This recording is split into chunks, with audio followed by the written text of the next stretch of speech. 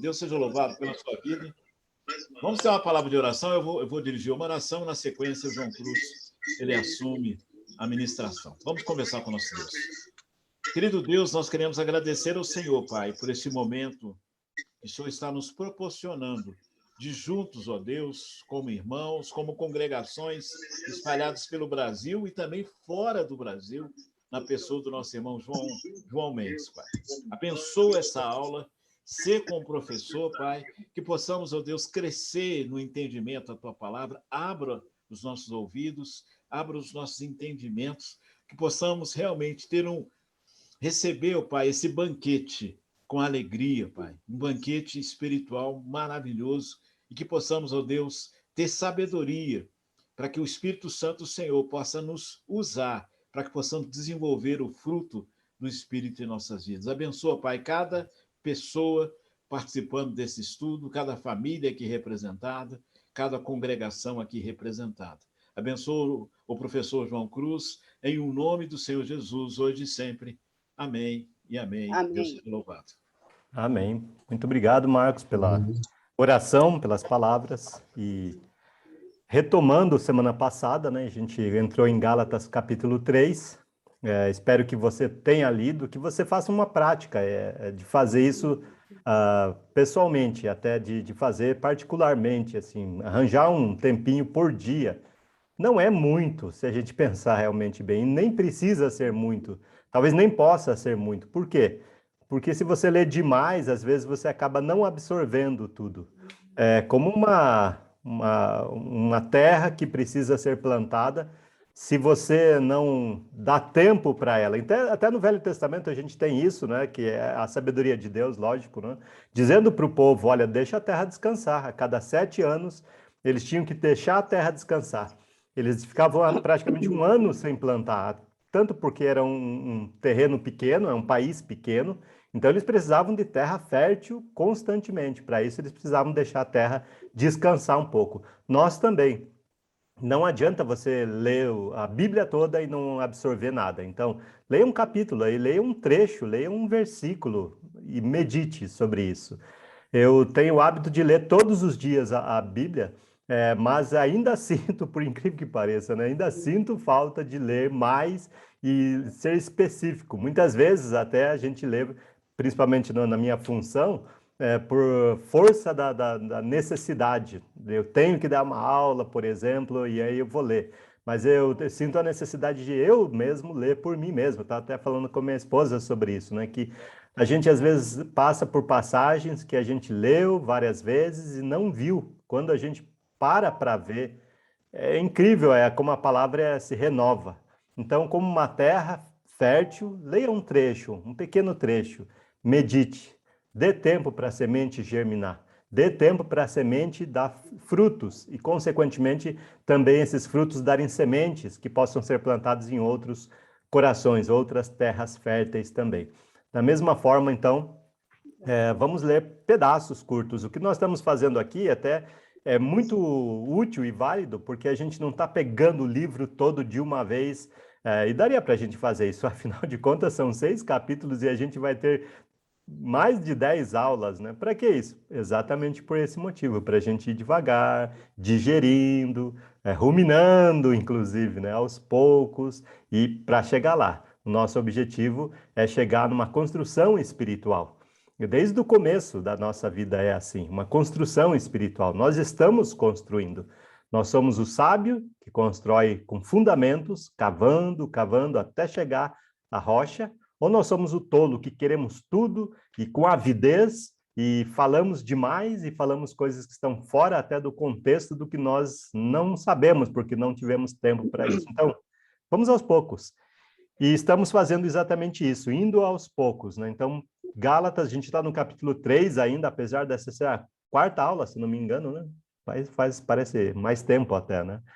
Chamados para a liberdade é o tema, assim, do livro todo. Então, a gente leu na semana passada, e acredito que foram uns 4 versículos, se eu não me engano também, a gente conseguiu chegar em 4 versículos, falando um pouco do resumo desses versículos. Do versículo 1, ele diz, olha, Jesus foi exposto diante dos olhos de vocês. nossos também deve ser isso. Quando nós falamos para as pessoas, a gente deve falar de tal maneira que as pessoas comecem a imaginar, comecem a ver a cena. Essa é a intenção que a gente tem que ter ao pregar. Isso a gente aprende também de Gálatas, capítulo 3, versículo 1. Como pregar o evangelho a tal ponto que a pessoa visualize ele, quase que consiga desenhar. E é isso mesmo, tem que aprender a desenhar. Aquilo que a gente não consegue expressar nem sequer em palavras, a gente não entendeu. Então, escrever é uma forma de desenhar também, né? Então, você sabe desenhar letras, por exemplo, você sabe desenhar. Então, desenhe, escreva o que você está lendo, o que você está ouvindo. Isso é de extrema utilidade. Eles receberam o Espírito pela fé. E até aqui, nesse caso de Gálatas, capítulo 3, ele está fazendo uma comparação com o Velho Testamento. O Espírito vem pela fé, não pela lei. Pela lei vem as obras da lei, como nós já vimos algumas vezes dentro do próprio livro. Então, ir para o Velho Testamento é se aperfeiçoar na carne. E basicamente esse ponto que a gente tratou um pouco na semana passada e vamos retomar a partir daí. Tudo poderia ser em vão. E de vez em quando realmente é em vão. Até o apóstolo Paulo, lá em 1 Coríntios capítulo 15, ele fala sobre o evangelho, ele diz, venho lembrar o evangelho salva a menos que você tenha tido fé em vão. E pode ter sido em vão, realmente, se a gente volta a andar em caminhos que não nos pertencem. O Velho Testamento é um caminho que não nos pertence, e a gente vai falar sobre. Estamos falando já sobre isso. Semana passada nós falamos também que nós estamos resgatando uma história do passado para fazer uma análise hoje para olhar para o futuro. Então, numa história que não nos pertence, uma epístola, nós chamamos a Carta de Gálatas de Epístola de Gálatas. Por quê? Carta é uma coisa pessoal. Você não pode ler uma carta de outra pessoa, até crime, você sabe disso, né? Mas epístola é para ser lida, é para ser pública. Então, por isso nós chamamos a carta de Paulo aos Gálatas de epístola, porque é para ser pública, é para ser lida. Então, tudo, desde o início, nós vemos isso lá no capítulo 1 já de Gálatas, ele fala sobre o evangelho, a base de tudo isso é a fé. Tudo, desde o início, é pela fé e para a fé. E hoje a gente continua falando sobre este ponto também.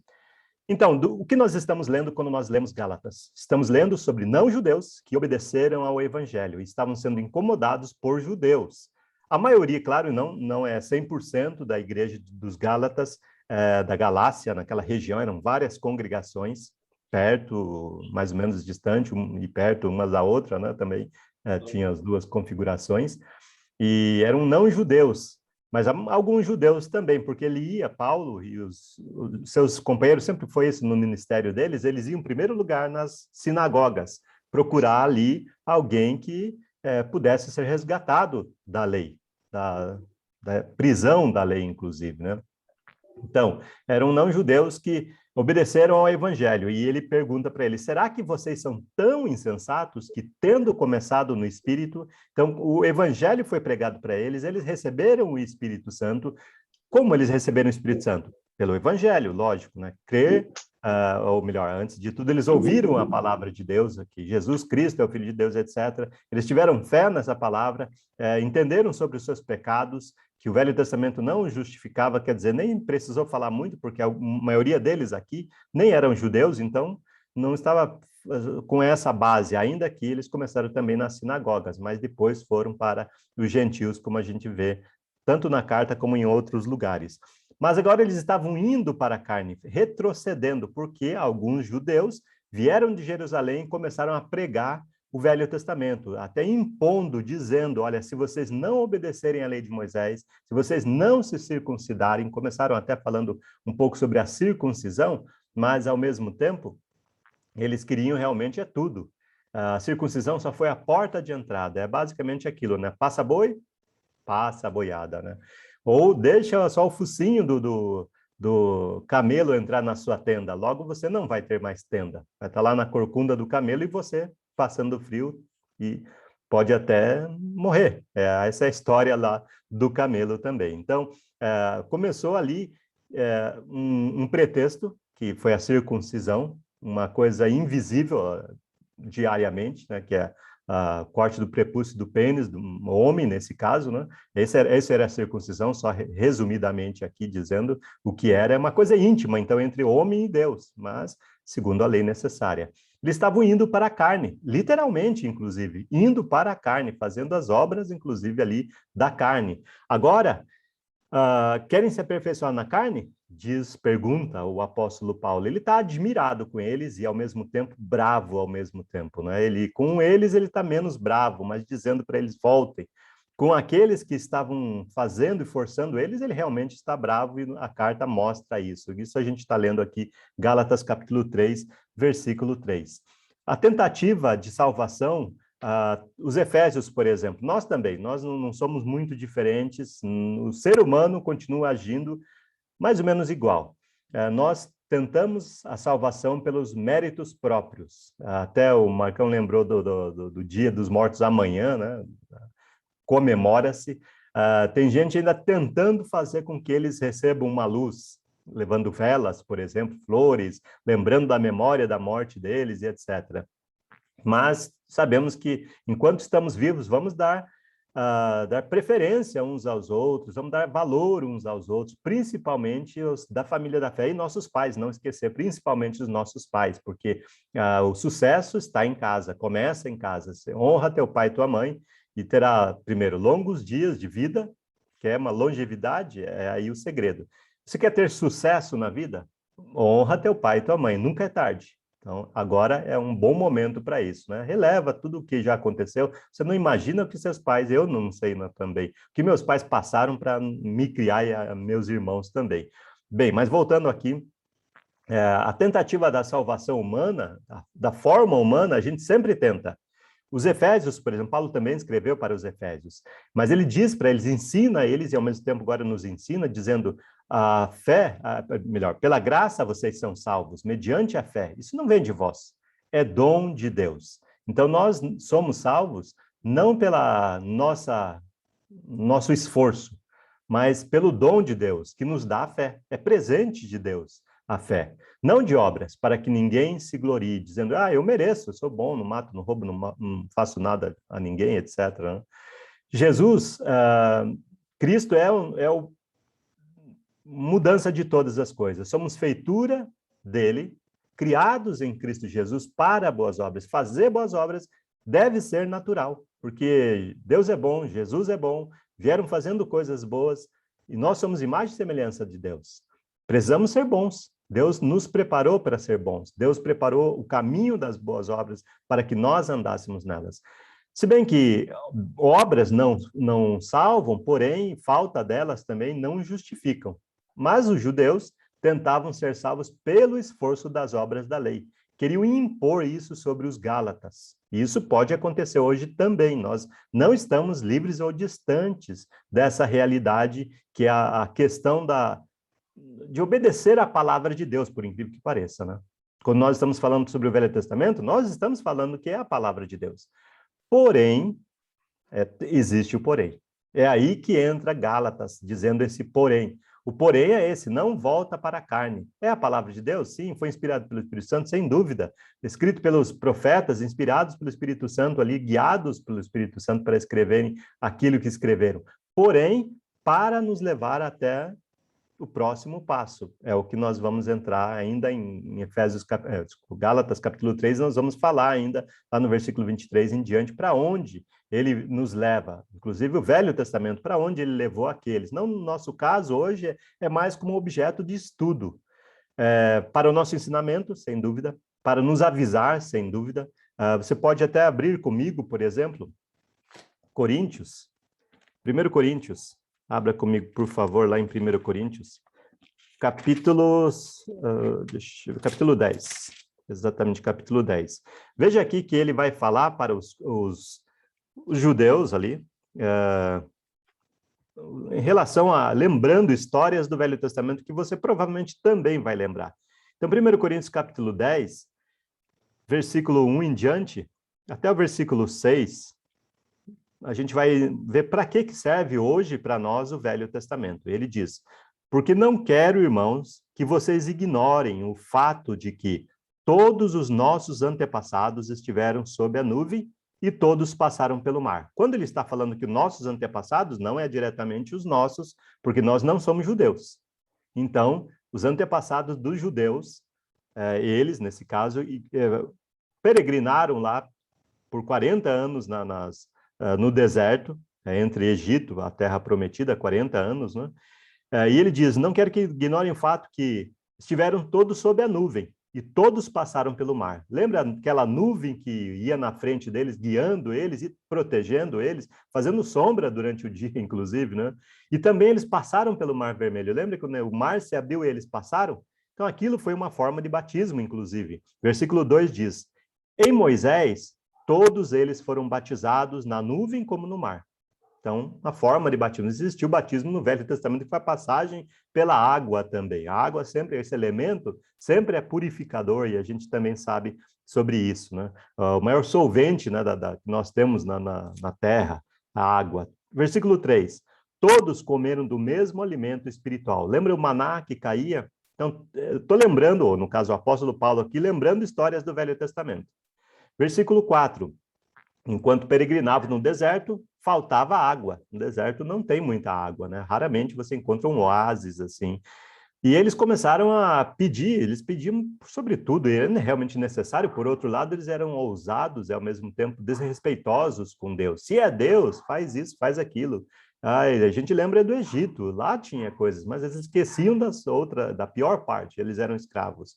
Não tinha tudo o que eles realmente estavam dizendo que tinha, né? Eles não tinham acesso, pelo menos. Mas veja versículo 4 agora.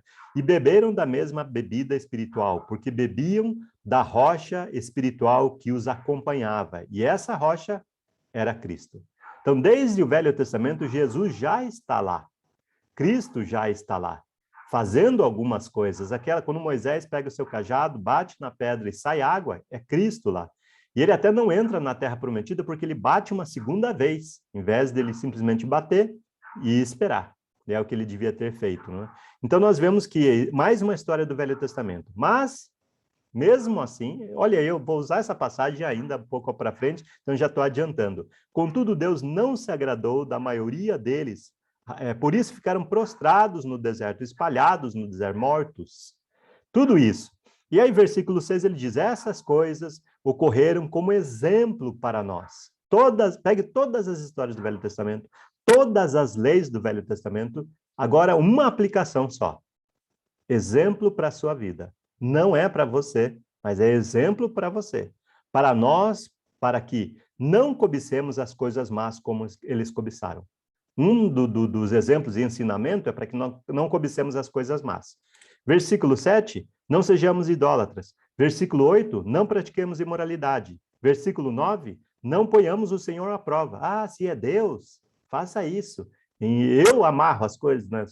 Essa frase que vem das denominações. Você não faz nada, você não prova a Deus. Você se submete a Deus. Esse é o ensinamento. E versículo 11, ele repete, essas coisas aconteceram a eles como exemplos e foram escritas como advertência para nós. Então, o Velho Testamento é para isso que ele serve, é a aplicação correta hoje que nós temos do Velho Testamento que nós devemos saber. Não saia perdendo. Eles começaram saindo ganhando, mas começaram a perder depois. Agora, pensa na sua vida. Pensa em tudo que você passou até agora como discípulo de Jesus. Se você, então, deixar o evangelho para uma doutrina qualquer denominacional, tudo perdido. Tudo perdido. E uma doutrina denominacional, por quê? Porque eles estão, muitas vezes, arraigados ao Velho Testamento. Você vai, às vezes, talvez você já tenha visto até pela televisão, denominações estão usando muitos símbolos do Velho Testamento. Roupas, né, de sacerdotes do Velho Testamento. Eles estão usando a Arca da Aliança, né, e outras coisas. E que não são coisas, nem sequer símbolos do Novo Testamento, já dizendo, eles usam passagens do Velho Testamento, inclusive para obrigar as pessoas a ofertarem, para intimar as pessoas, até extorquirem, de certo modo. Então, muito cuidado com isso, não está muito longe de nós. Como ele diz, Gálatas capítulo 3, versículo 4, terá sido tudo em vão, que tantas coisas sofrestes, se na verdade, porém, foram em vão. Então, veja aqui, Paulo aqui, ele está querendo dizer para eles, não deixe que seja em vão. Tudo que vocês sofreram, eles sofreram perseguições, sofreram tantas coisas que tinha que valer a pena. Não é possível que eles iam deixar as coisas por menos, assim, de voltar para a carne, se nem sequer pertencia a eles a mensagem relativa que eles estavam sendo obrigados, assim, a obedecer. E hoje, qual é a aplicação em relação ao Velho Testamento? Se a gente quiser obedecer o Velho Testamento hoje, ele diz, não anula a graça de Deus, pois se a justiça é mediante a lei, segue-se que Cristo morreu em vão. Então, o que acontece? Por que Jesus morreu na cruz? Nós estamos invalidando, se alguma pessoa pega um só mandamento do Velho Testamento e tenta impor para a igreja hoje, está anulando a morte de Jesus. É basicamente o que nós vemos aqui em Gálatas, né? Que ele está falando claramente, não está rodeando, não. Se Deus nos justificasse hoje pelo dízimo, pelo sábado, pela adoração similar ao Templo de Jerusalém, com danças e músicas instrumentais, por dietas da lei, não pode comer isso, não pode comer aquilo, por que Cristo teria morrido na cruz? Essa é a questão que ele está levantando. Por que Cristo morreu na cruz, se todas essas coisas ainda valem? Então, obedecer ao Velho Testamento hoje é igual a anular a morte de Cristo. Então, nós não devemos deixar isso acontecer na prática, principalmente nas nossas vidas. E tem muita gente fazendo isso na prática. E são pessoas religiosas. De fato, são pessoas religiosas. Então, nós também. E nós, então, podemos cair no mesmo erro. Então, infelizmente, a maioria das denominações estão com uma ou outra coisa dessas citadas aqui. Todas, dízimo, coisa do Velho Testamento. Algumas, sábado. Muitas, adorações similares ao Velho Testamento, ao Templo de Jerusalém especificamente, onde tinha danças e onde tinha instrumentos, etc. Né? Só que hoje eles usam instrumentos modernos. Deveriam pegar aqueles instrumentos, já que querem obedecer à lei, porque a lei prescreve quais instrumentos. Então, eles nem sequer isso estão obedecendo. Dietas, não pode comer isso, não pode comer aquilo, proibições geralmente, né? Por que Cristo morreu? Para que nós continuássemos em tudo isso? É para isso que Cristo morreu? Então, seria uma morte em vão. Falando sobre os Gálatas, vamos ver a questão deles, nossa questão sempre tentando analisar também, mas vamos olhar. Convivência com os primeiros discípulos e apóstolos. Grande privilégio? Bom, alguns estavam bem próximos assim, da morte de Jesus ali. Mas mais é bem-aventurado quem nem sequer viu Jesus, é mais feliz. Então, é claro que eles tinham um certo privilégio, nós gostaríamos de ter, mas, enfim, mais bem-aventurado é aqueles que não viram e creram e têm fé. Perseguição dos judeus foi uma coisa que eles sofreram, não é boa, mas não deixa de ser uma coisa que fez com que eles ficassem firmes na fé, mas agora estavam dando o braço a torcer. Mas também, com o tempo, perseguição dos romanos. A gente vê isso acontecendo também. Testemunha de milagres. Os Gálatas, lá na Galácia, Paulo, os discípulos que andavam junto com ele, fizeram milagres. Alguns talvez possam lembrar dos relatos lá em Atos. Apesar de tudo isso, eles estavam se desviando. Faltou um M aqui, tá? Estavam se desviando. Então, o que nós aprendemos? Bem, vamos lá continuar. Experiências aqui na Galácia. Vamos falar um pouco sobre esse ponto aqui. Aquele que lhes concede o Espírito e que opera milagre entre vocês. Será que ele o faz pelas obras da lei ou pela pregação da fé? Questiona Paulo lá em Gálatas capítulo 3, versículo 5. Então, veja só que eles viram milagres, coisas que muita gente hoje quer resgatar nas igrejas, ou até tá na igreja de Cristo. Muitas pessoas até acham que é possível ainda, enfim. Claro, não deixa de ser possível pela oração dos meios que o Novo Testamento mesmo ensina, né? Mas o que aprendemos disso? Eles viram milagres, eles andaram com os apóstolos, eles estavam ali pertinho da morte de Jesus. Eu gostaria de ouvir de vocês o que nós aprendemos com isso. Eu tenho poucas pessoas aqui na tela, ou que tem alguma tela aberta aqui. Roselane, me ajuda aqui numa resposta. O que você acha? O que nós aprendemos com isso? É suficiente a gente ver milagres e etc? Qual é a validade disso? ter vivido com os apóstolos? Bom, hoje nós vivemos debaixo da graça, né? E eles vivem debaixo da lei, né? A graça, ou seja, a lei, ela foi apenas um aio, né? Ou seja, uma sombra do que viria a acontecer. Então, hoje nós não devemos acreditar nisso.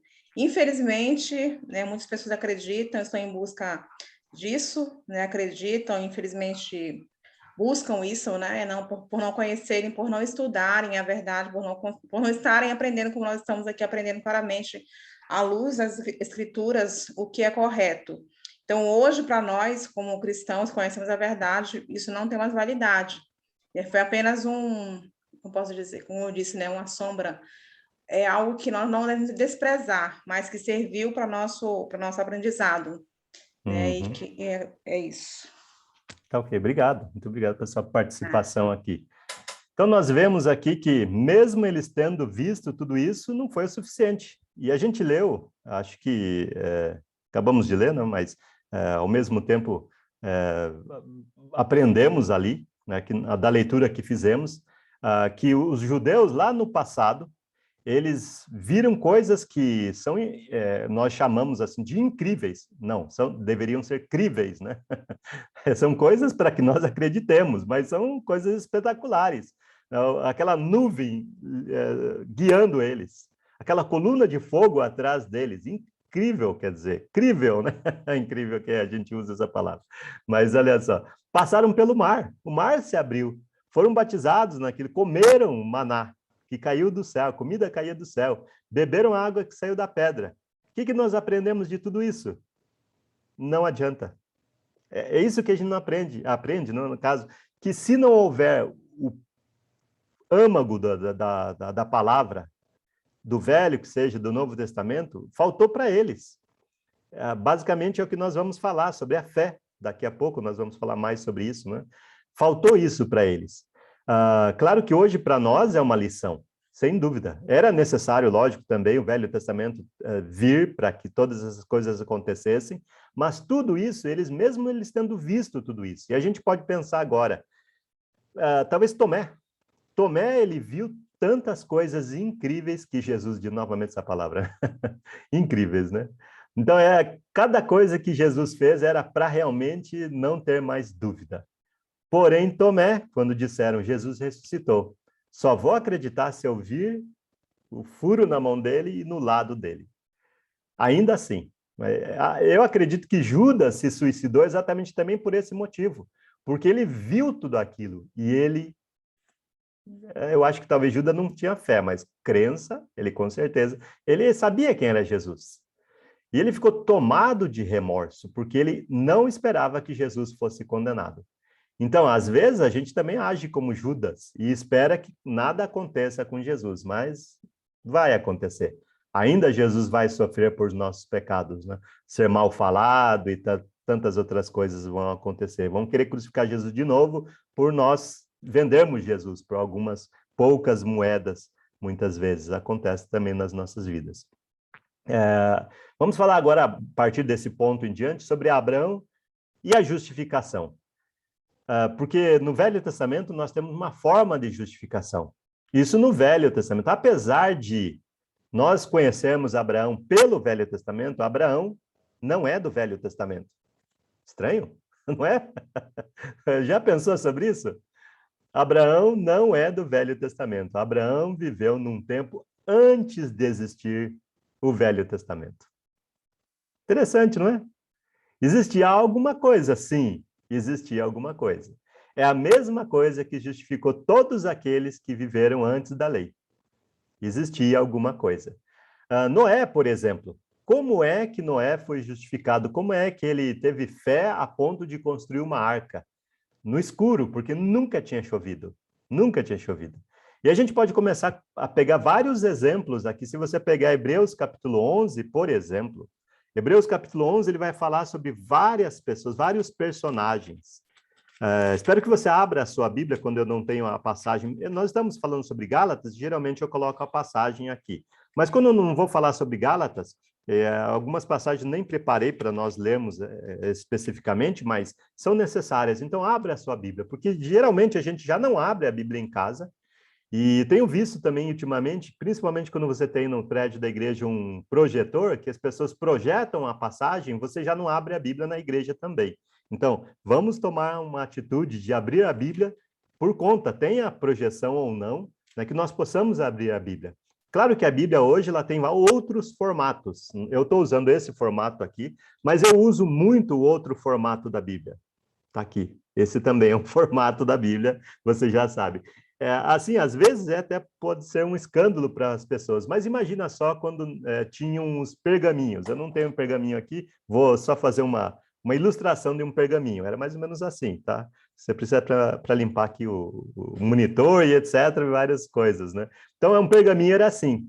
Imagina, então, quando eles deixaram de usar pergaminho e começaram a usar isso aqui, esse formato aqui, Gutenberg, né, um alemão que fez a gráfica, que inventou a gráfica, fez. Então, era um escândalo, né? Você sair, não ler mais a palavra daquele jeito, ler desse jeito. E agora, o outro escândalo está surgindo quando você lê a palavra desse jeito. O importante qual é? Ler a palavra. Porque a palavra é a palavra, não precisa se incomodar com o formato, né? Mas abra a sua Bíblia, seja no aplicativo, mas leia, vá por você mesmo, né? Então, veja só, quando ele fala sobre Hebreus capítulo 11, ele fala muito sobre fé. E ele pega vários exemplos aqui de fé. Ele começa falando o que é fé, mas aí, primeiro exemplo aqui, ele fala de Abel. Primeiro exemplo, o quarto ser humano na humanidade, Abel. Depois ele vai para Enoque, falando sobre fé. Depois ele vai para Noé, Abraão, aí sim chega Abraão. Depois de Abraão, ele fala bastante sobre Abraão, Isaac, José, Jacó, ele também fala, e depois ele começa a citar vários outros aqui, que senão a gente vai ler o capítulo todo, não é nosso foco hoje, mas tudo pela fé. Todos estes são personagens que nós conhecemos no Velho Testamento, mas que não viveram no Velho Testamento. Já pensou sobre isso? O Velho Testamento não existia. Simplesmente isso. Não existia o Velho Testamento. Então, eles são antes do Velho Testamento. Eles são conhecidos como os patriarcas. Nós temos algumas eras, que nós muitas vezes nem falamos sobre essas eras, né? Mas temos a era patriarcal, por exemplo. Patriarcal. Então, essa era que nós vivemos, ou temos, né, do Velho Testamento, fala dos patriarcas. E hoje nós estamos em uma outra era, uma era cristã. Então, muitos dos nossos patriarcas, vamos colocar como nossos aqui, eles não viveram sobre o Velho Testamento. Nós os conhecemos ali no Velho Testamento, mas eles não tinham o Velho Testamento. Afinal de contas, são personagens que são descritos ali, etc., para compor a história também. Mas, continuando a falar sobre Abraão aqui, ele viveu antes. Então, o que justificou Abraão? Bom, acho que já dei uma dica aí, mas alguém que gostaria de participar aqui dizendo o que justificou Abraão? Fica à vontade quem quiser falar, um de cada vez. A fé dele, a obediência ao que Deus falou para ele, né? Então, ele foi obediente a Deus. Acreditou e cumpriu com aquilo que Deus o falou, né? Excelente. Isso mesmo. A fé. A fé é... bom, daqui a pouco vamos falar mais sobre isso. Mas se você olhar Romanos capítulo 1, por exemplo, você vai ver, independente, se a pessoa estivesse lá no Velho Testamento, se ela estiver ainda hoje, debaixo do Novo Testamento, todo ser humano hoje em dia está debaixo do Novo Testamento. Vai ser julgado pelo Novo Testamento. Antes as pessoas eram julgadas pelo Velho Testamento, mas se você olhar Romanos capítulo 1, não vou pegar toda essa parte aqui, mas é até difícil pegar uma parte só, mas é basicamente aqui, vou resumir, porque senão a nossa aula vai para um outro lado, mas falando um pouco sobre Abraão e a fé, quando não existia lei. E aqui ele está falando também que o homem é indesculpável. Romanos capítulo 1 fala sobre isso. Que o ser humano é indesculpável. E que os pecados que nós praticamos são dignos de morte mesmo.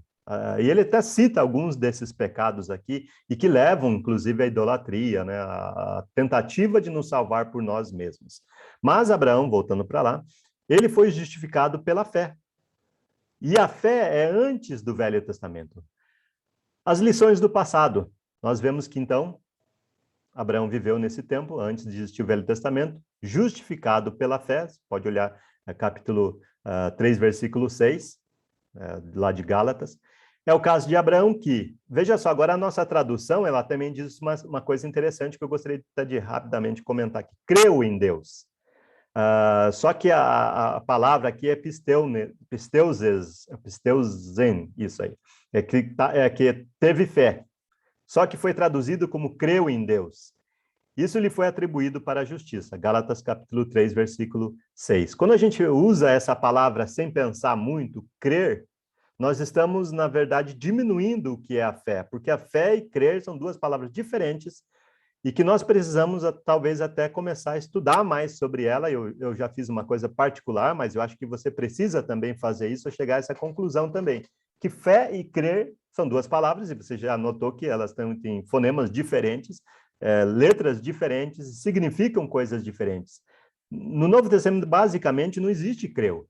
Abraão não creu, ele teve fé, né? A palavra ali, a raiz, até deixei em amarelo ali, pisteu, né? A gente vai ver rapidamente aqui, é necessário a gente definir a fé de Abraão. Então, pela fé, diz lá, isso é Hebreus capítulo 11, né? Pistei, Abraão, quando chamado, obedeceu. Então, veja só, que no chamado, ele foi, ação. Fé é ação, a fim de ir para um outro lugar que devia receber como herança, e partiu sem saber aonde ia. A fé lembrando aqui Hebreus capítulo 11, só usando as próprias palavras de Hebreus, né, capítulo 11, você conhece muito bem, a definição, e a melhor definição de fé, ele diz, a fé é a certeza daquilo que esperamos e a prova das coisas que não vemos. Prova das coisas que não vemos. Então, fé não é necessariamente uma coisa só cega, mas para aquele que está agindo, tem provas.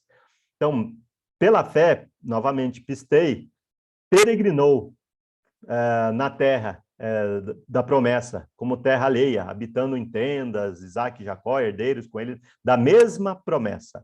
Porque Abraão aguardava a cidade que tem fundamentos eternos, né, que Deus é o construtor. Então, pela fé, novamente, por que eu estou destacando aqui? Porque lá em Gálatas, capítulo 3, quando ele fala creu, na verdade ele está dizendo a mesma coisa aqui de Hebreus.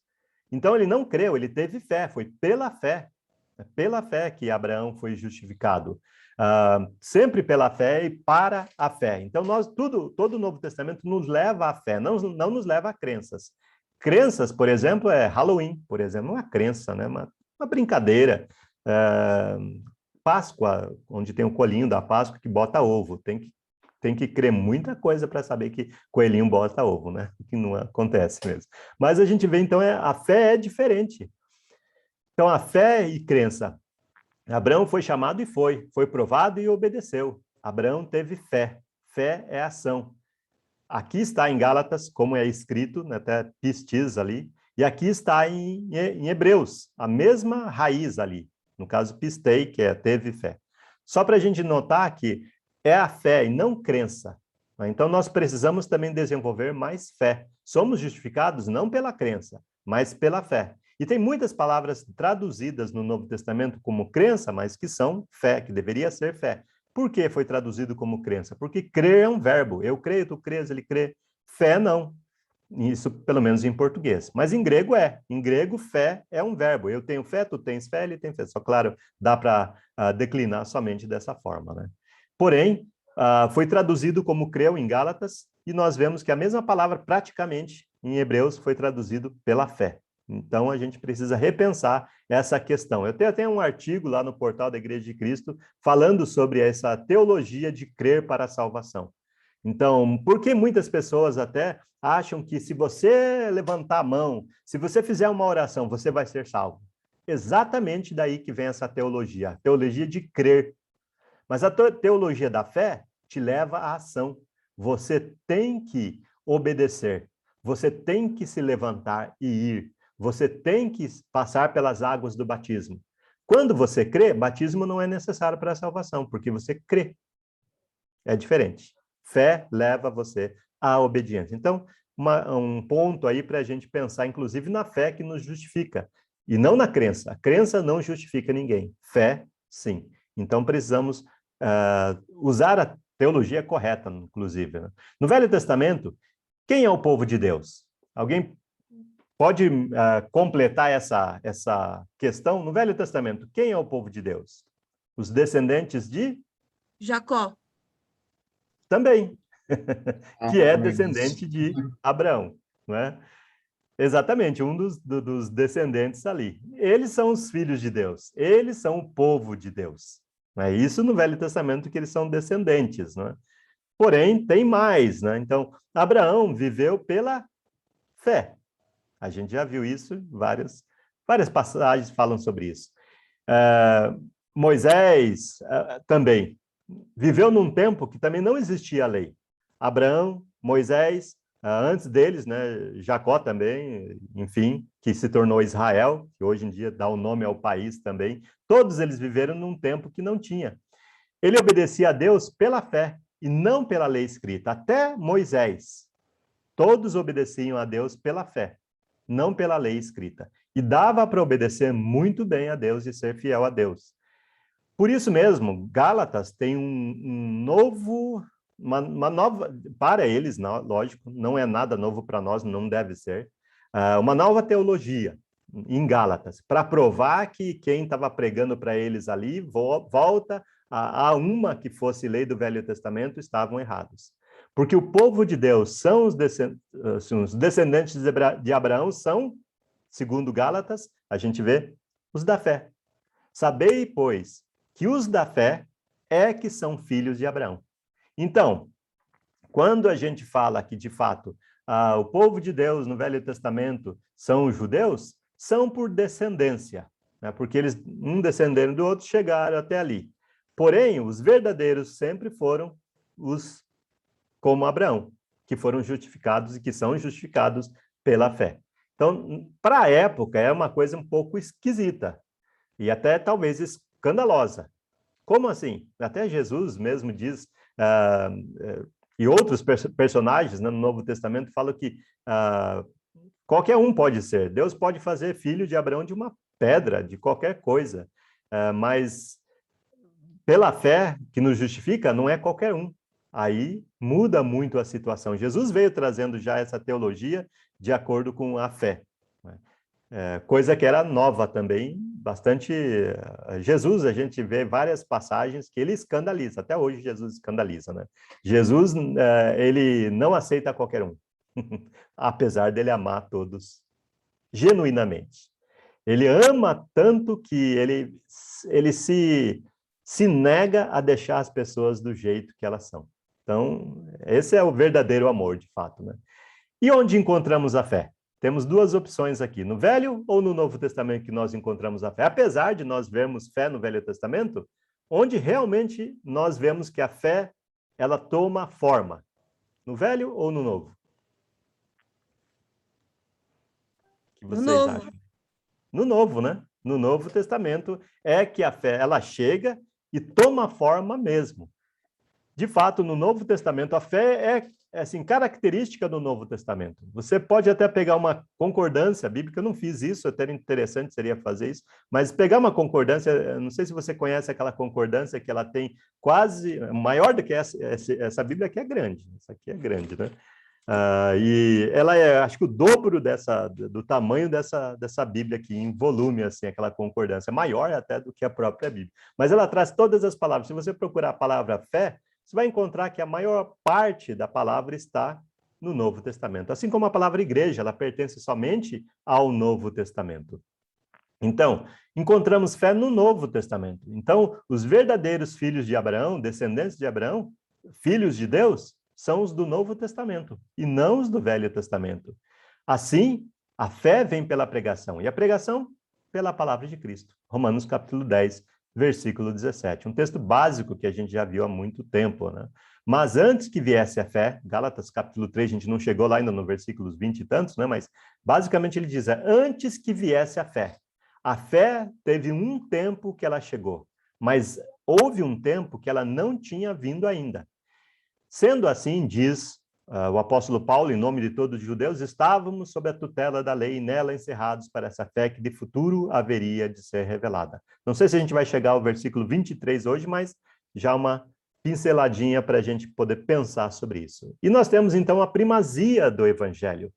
O Evangelho vem acima de todas as coisas. Hoje nós devemos falar somente sobre o Evangelho, nós não devemos ficar discutindo doutrinas com as pessoas.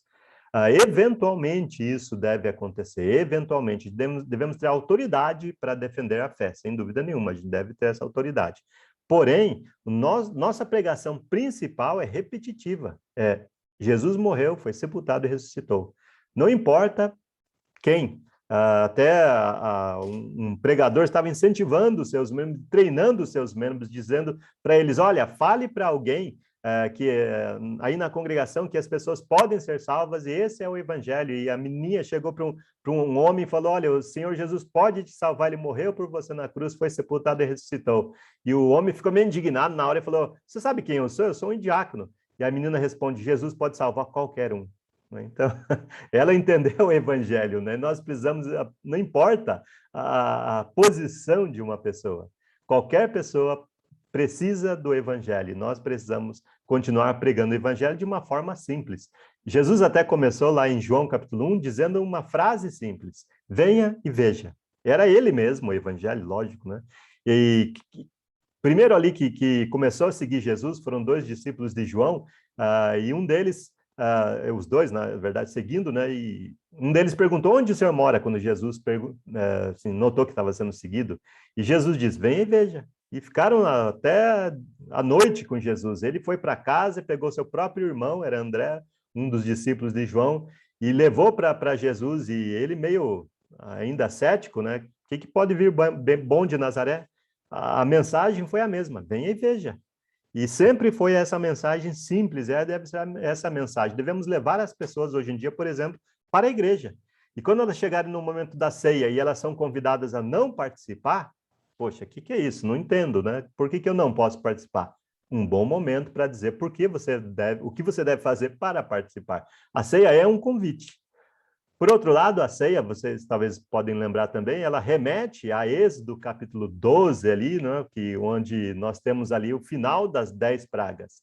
Então, a ceia também é, lembrando, a última praga, a 10ª praga. Então, a ceia é uma bênção, sem dúvida, que nos liberta da escravidão do pecado. Por outro lado, assim como no Velho Testamento, a ceia também é uma maldição para aqueles que não participam, mas são convidados a participar. Para isso, precisam passar pelo evangelho, assim como os judeus precisaram passar pelo mar, sendo batizados para uma novidade de vida que eles começaram a enfrentar. Não vai ser fácil, vai levar 40 anos para amadurecer, assim como aconteceu lá no povo, né? Talvez menos tempo, uma pessoa ou outra e tal, enfim. Não quero desanimar ninguém, continuem firmes. E o evangelho tem que sempre ter primazia. Desde quando existe o evangelho? Alguém gostaria de participar? Que a Rosi está aqui já na tela, mas não precisa ser você, Rosi. Desde quando nós temos o evangelho?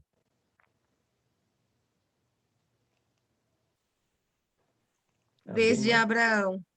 Desde Abraão, exatamente. Veja então que o evangelho, ele é antes. O evangelho é antes do Velho Testamento. Essa é a realidade, inclusive nós vemos isso em Gálatas. Vamos para a leitura agora da continuação do nosso estudo aqui. Ora, toda a escritura vou recomeçar. Ora, tendo a escritura previsto que Deus justificaria os gentios pela fé, pré-anunciou o evangelho a Abraão, dizendo, em você serão abençoados todos os povos, de modo que os que têm fé são abençoados com o crente Abraão. Pois todos os que são da obra da lei estão debaixo de maldição, porque está escrito, maldito todo aquele que não permanecer em todas as coisas escritas no livro da lei para praticá-las. É evidente que, pela lei, ninguém é justificado diante de Deus, porque o justo viverá pela fé. Ora, a lei não procede de fé, mas aquele que observar os seus preceitos, por eles viverá. Cristo nos resgatou da maldição, fazendo-se ele próprio maldição em nosso lugar. Porque está escrito: maldito todo aquele que for pendurado em um madeiro. Para que a bênção de Abraão chegasse aos gentios, em Cristo Jesus, a fim de que recebêssemos pela fé o Espírito prometido. Gálatas capítulo 3, do versículo 8 até o versículo 14, é a continuação agora do nosso estudo.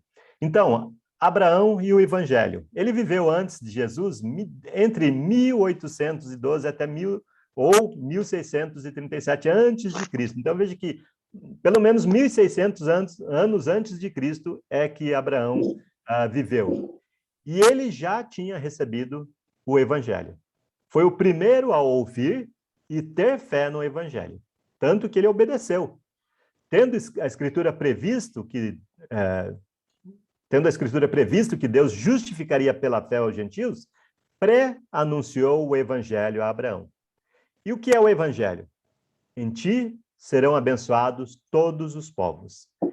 O Evangelho, ele é a bênção de Deus pela fé. Isso é Evangelho. De modo que os da fé são abençoados, tá? Ele usa a palavra crente, mas seria apropriado dizer fiel, né? Com o fiel Abraão. Gálatas capítulo 3, versículo 9. Então, o Evangelho, ele veio antes do Velho Testamento. Veja só aqui como foi mais ou menos, né? Então, Deus anuncia aqui o Evangelho, ele é anunciado, pelo menos, primeiro o Evangelho, só que o povo não conseguia obedecer. Então, houve esse tempo, 430 anos depois, então, veio as leis do Velho Testamento e todos os outros livros, até a chegada de Jesus, né, que foi cerca de mais ou menos 1.600 anos depois de Abraão, entre 1.600 e 1.800 anos, que chegou o Evangelho novamente. Então, veja só que o Evangelho, ele sempre esteve ali. Houve esse período de tempo em que foi dado o Velho Testamento, ou as leis, né? Com objetivo, sem dúvida nenhuma, né? Tem um objetivo. A gente vai ver daqui a pouco. Por que Deus deu o Velho Testamento? Antes de nós vermos, vamos ver, não exatamente agora, mas alguém gostaria de arriscar? Por que Deus deu o Velho Testamento? Alguém poderia? Eu falo. Pode, por favor. Neuza, isso. É o seguinte, essas leis, as leis que surgiram foram para não deixar que o povo se perdesse. Então, assim, serviu assim para conduzir o povo. Era necessário aquela lei. O povo, eles não tinham conhecimento, eles precisavam de alguma coisa dura que, como que eu posso dizer assim, que ou eles obedeciam ou seriam punidos. Então, a lei era isso. Então, se eles não tivessem essa lei dura, eles iam se perder todos. Porque, então, foi preciso a lei. Muito obrigado. Alguém mais quer arriscar? Por que o Velho Testamento foi dado, as leis foram dadas? Max, Alexandre, aqui estou vendo, Miriam, Santos também. À vontade, fiquem à vontade. Alguém gostaria de arriscar? Por que o Velho Testamento foi dado? Se Deus deu primeiro o Evangelho, veja só, que é o que a gente viu. Ele deu primeiro o Evangelho e depois ele deu o Velho Testamento, que são as leis, né? E depois, novamente, o Evangelho. Por que Deus colocou as leis no meio aí? Tem, claro, vários motivos aqui, mas a gente vai vê-los daqui a pouco. Bem, vamos pensando. Enquanto isso, vamos continuando aqui. Fique ligado, então, nos próximos capítulos nós vamos ver por que o Velho Testamento foi dado. Agora a gente não vai citar exatamente porque ele fala um pouquinho mais na frente por que o Velho Testamento foi dado para o povo ali, e nós hoje também temos. Porém, João, sim, pode falar, Marcão. Antes de falar sobre esse assunto, sobre a lei, eu acredito que vale a pena nós falarmos um pouquinho mais sobre esse evangelho, e quando você nos instrui sobre quando o evangelho veio a origem do Evangelho, o propósito do Evangelho, você agora está falando sobre o propósito da lei. Eu acredito que é importante que a gente entenda bem esse princípio, porque muitas vezes na nossa cabeça, o Evangelho é só a cruz de Cristo, a morte de Cristo. Não, quando é que o Evangelho passa a valer? Não, o Novo Testamento com a morte e a ressurreição do Senhor, sim. Mas quando se fala em Abraão, e a Rosi foi muito feliz, né, na afirmativa dela, muito firme, né, da Rosi, dizendo em Abraão, é que, na verdade, o Evangelho ele é um anúncio, a promessa da vinda de um Cristo, de um Messias. E João, você citou hoje na introdução da sua aula, o capítulo 1 de João, né, esse Deus que se faz homem, esse verbo, então, que se cumpre isso, né, e andou entre nós cheio de graça e de verdade, e o ministério dele, a morte dele, a ressurreição dele, e a direita de Deus Pai, ministrando, enviando o Espírito Santo, e volta. Então, o Evangelho ele tem toda essa estrutura, né, essa formação. Isso me faz crer, isso fortalece a minha fé. Eu não sei quanto a você, mas quando eu olho para a palavra de Deus e vejo a coerência, você está dizendo aí de 1600, 1700, antes de Cristo, depois vão passar lá 400 anos de silêncio do Velho Testamento para a chegada do Cristo e tudo mais. E Gálatas, eu não quero falar muito, senão nesse sentido, senão a aula é sua, mas Gálatas vai dizer que a lei ela tinha um propósito para cumprir, né? Para apontar, para poder incorporar, para decretar, para poder valorizar, para poder indicar, para poder apontar o Senhor Jesus. Então, um dos propósitos do Velho Testamento, que eu entendo, é realmente essa profecia, essa esperança da vinda, de apontar essa vinda. Claro que na estrutura de um povo que foi constituído, que surgiu no Egito, e que havia toda essa estrutura, que havia uma necessidade, mas como foi dito pela Rosi, a partir de Israel, a partir dos judeus, o Evangelho, todas as nações seriam abençoadas já bem antes da lei, já em Abraão. Sim, isso mesmo. A aula não é minha, né? Porque o texto também não é. Então, a epístola é livre. Isso só acrescenta, Marco. Muito obrigado. Mas eu vou ficar falando e às vezes eu atropelo o seu ponto. Não, pelo contrário. Cuidado, tá? Muito obrigado pela participação, realmente. Pois não. Pode falar mais uma coisa? Pois não, pode falar. É o seguinte, o povo, eles tinham medo de Deus. Muito medo. Eles eram temerosos demais. Tanto é que eles falaram com Moisés que ele falava com Deus e passasse a mensagem para eles. Eles não queriam. Então, assim, Deus queria se mostrar para a humanidade e se mostrar através de Jesus. Então, hoje, nós vivemos no tempo da graça, mas hoje a gente tem acesso a Deus por meio de Jesus Cristo. Então, assim, se esse povo tivesse tido a oportunidade também, a gente não pode questionar o que Deus fez, mas isso é o meu pensamento. Talvez eles teriam mais temor, mas a lei era muito dura. Então, por isso, mas essa lei só serviu até que Cristo chegasse. Então, Cristo chegou, não tem um único intermediário entre Deus e nós, é Jesus. Ele é o próprio Deus, mas ele se fez carne para habitar entre a gente, para que a gente tivesse esse acesso. E, então, ele não quer que se perca ninguém, ele quer que todos sejam salvos. Mas para a pessoa, por causa desta fé, a fé só é medida através da nossa obediência. Quem não obedece não tem fé. Pois é. Fé e obediência deveria ser sinônimo, né, para a gente, inclusive, né? Ô, João. Sim, pois não, pode falar. Eu olhando assim para o Velho Testamento, eu vejo ele como um tutor. Ele veio para ser um tutor para o povo, e o povo lá de trás já não obedeciam, né? Então, eu vejo como uma direção para seguir a vontade, a fé, que era o que o povo não estava fazendo. Cada um queria pegar, assim, pensando assim na lógica hoje, muitos querem pegar o papel de Jesus, mas não quer pegar o que ele fez. Quer pegar o status, mas não quer pegar o sacrifício que ele fez. E Exato. é bem complicado hoje em dia. Verdade. né? Então, muito poucas pessoas realmente, né, carregam a cruz. Eu, por exemplo, carrego a cruz o tempo todo, né? Meu sobrenome não tem jeito. Mas a outra cruz é mais pesada. Mas eu, assim, dividi a cruz, né? Então, eu casei, tenho filho, então estou dividindo a cruz também. Não estou carregando sozinho. Tem até pessoas também na internet aqui, no Facebook, YouTube, estão assistindo junto com a gente aqui, participando da aula também em texto. Uma delas, a Gorete Balbino, ela até pergunta: e como sabiam de Deus se não tinham escritos nem testamento? De onde veio a fé dele? Então, Deus falava com as pessoas, uma das coisas que acontecia era isso, né? Por exemplo, Deus falou com Noé, e Noé construiu a arca. Deus também falou com Abraão, que ele teria um filho, né, descendentes, etc., né, isso um tempo depois.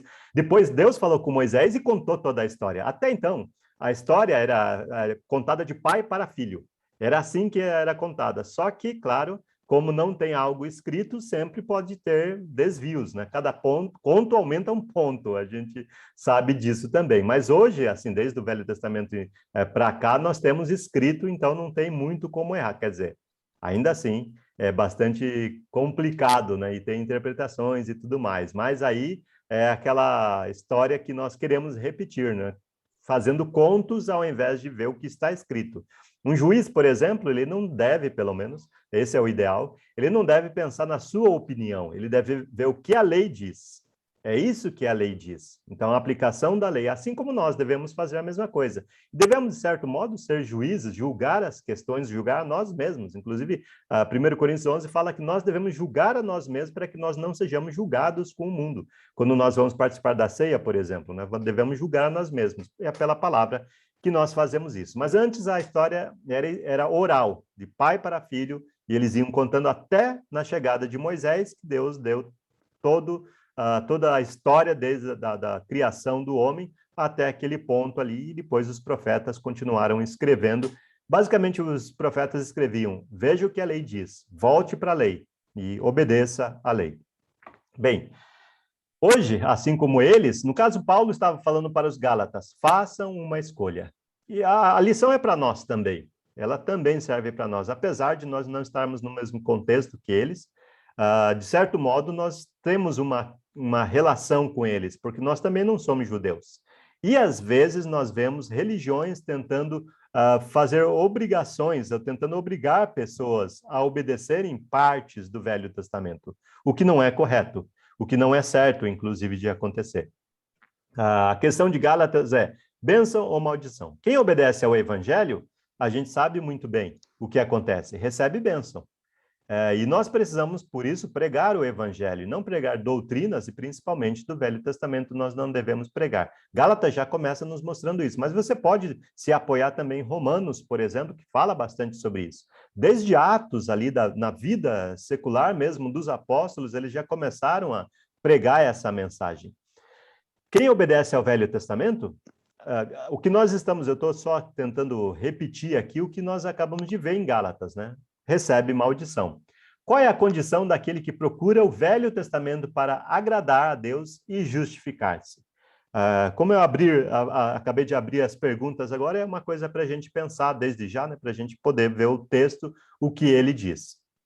Então, os Gálatas, eles estavam fazendo escolhas. Assim como nós também fazemos escolhas, eles também estavam fazendo escolhas. Mas Paulo escreve para eles: pois todos quantos são das obras da lei estão debaixo de maldição.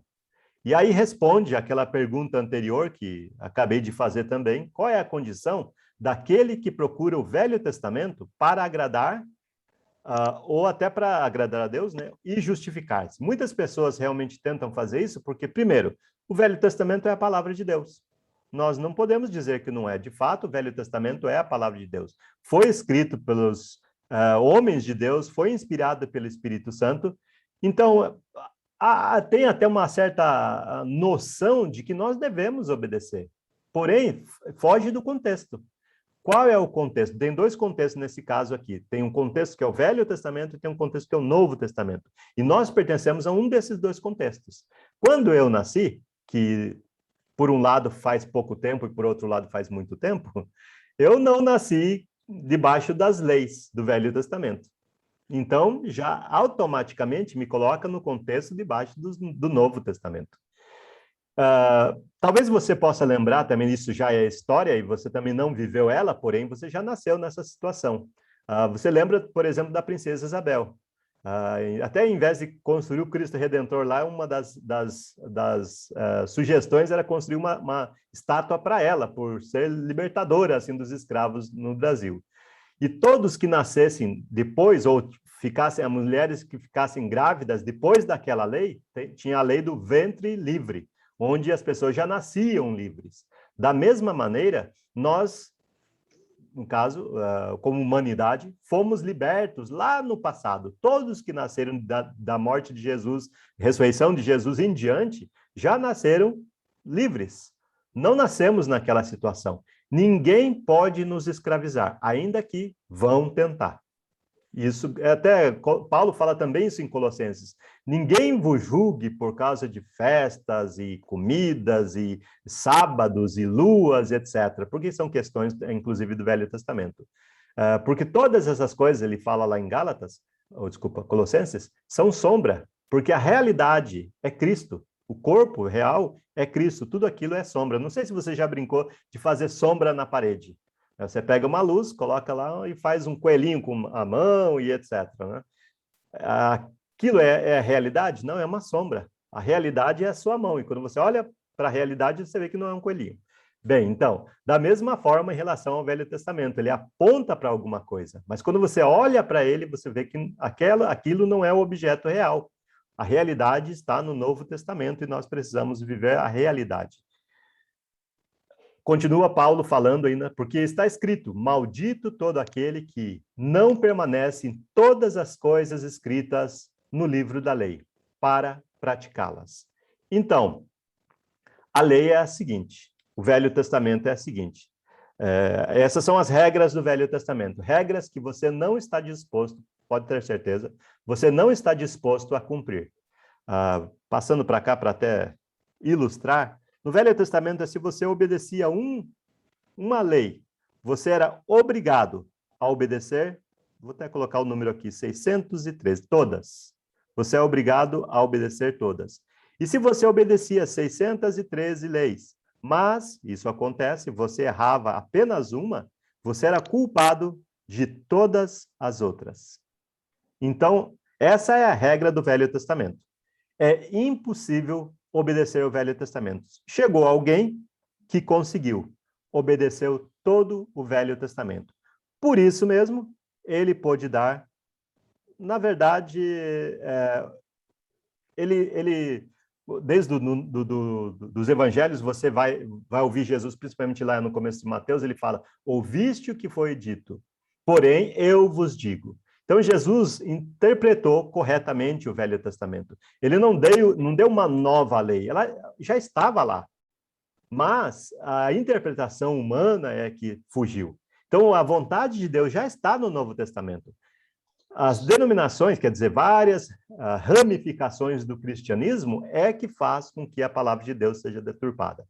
Porque o Novo Testamento, inclusive, ele prega uma só igreja. E é isso que nós devemos nos ater. E resgatar, inclusive.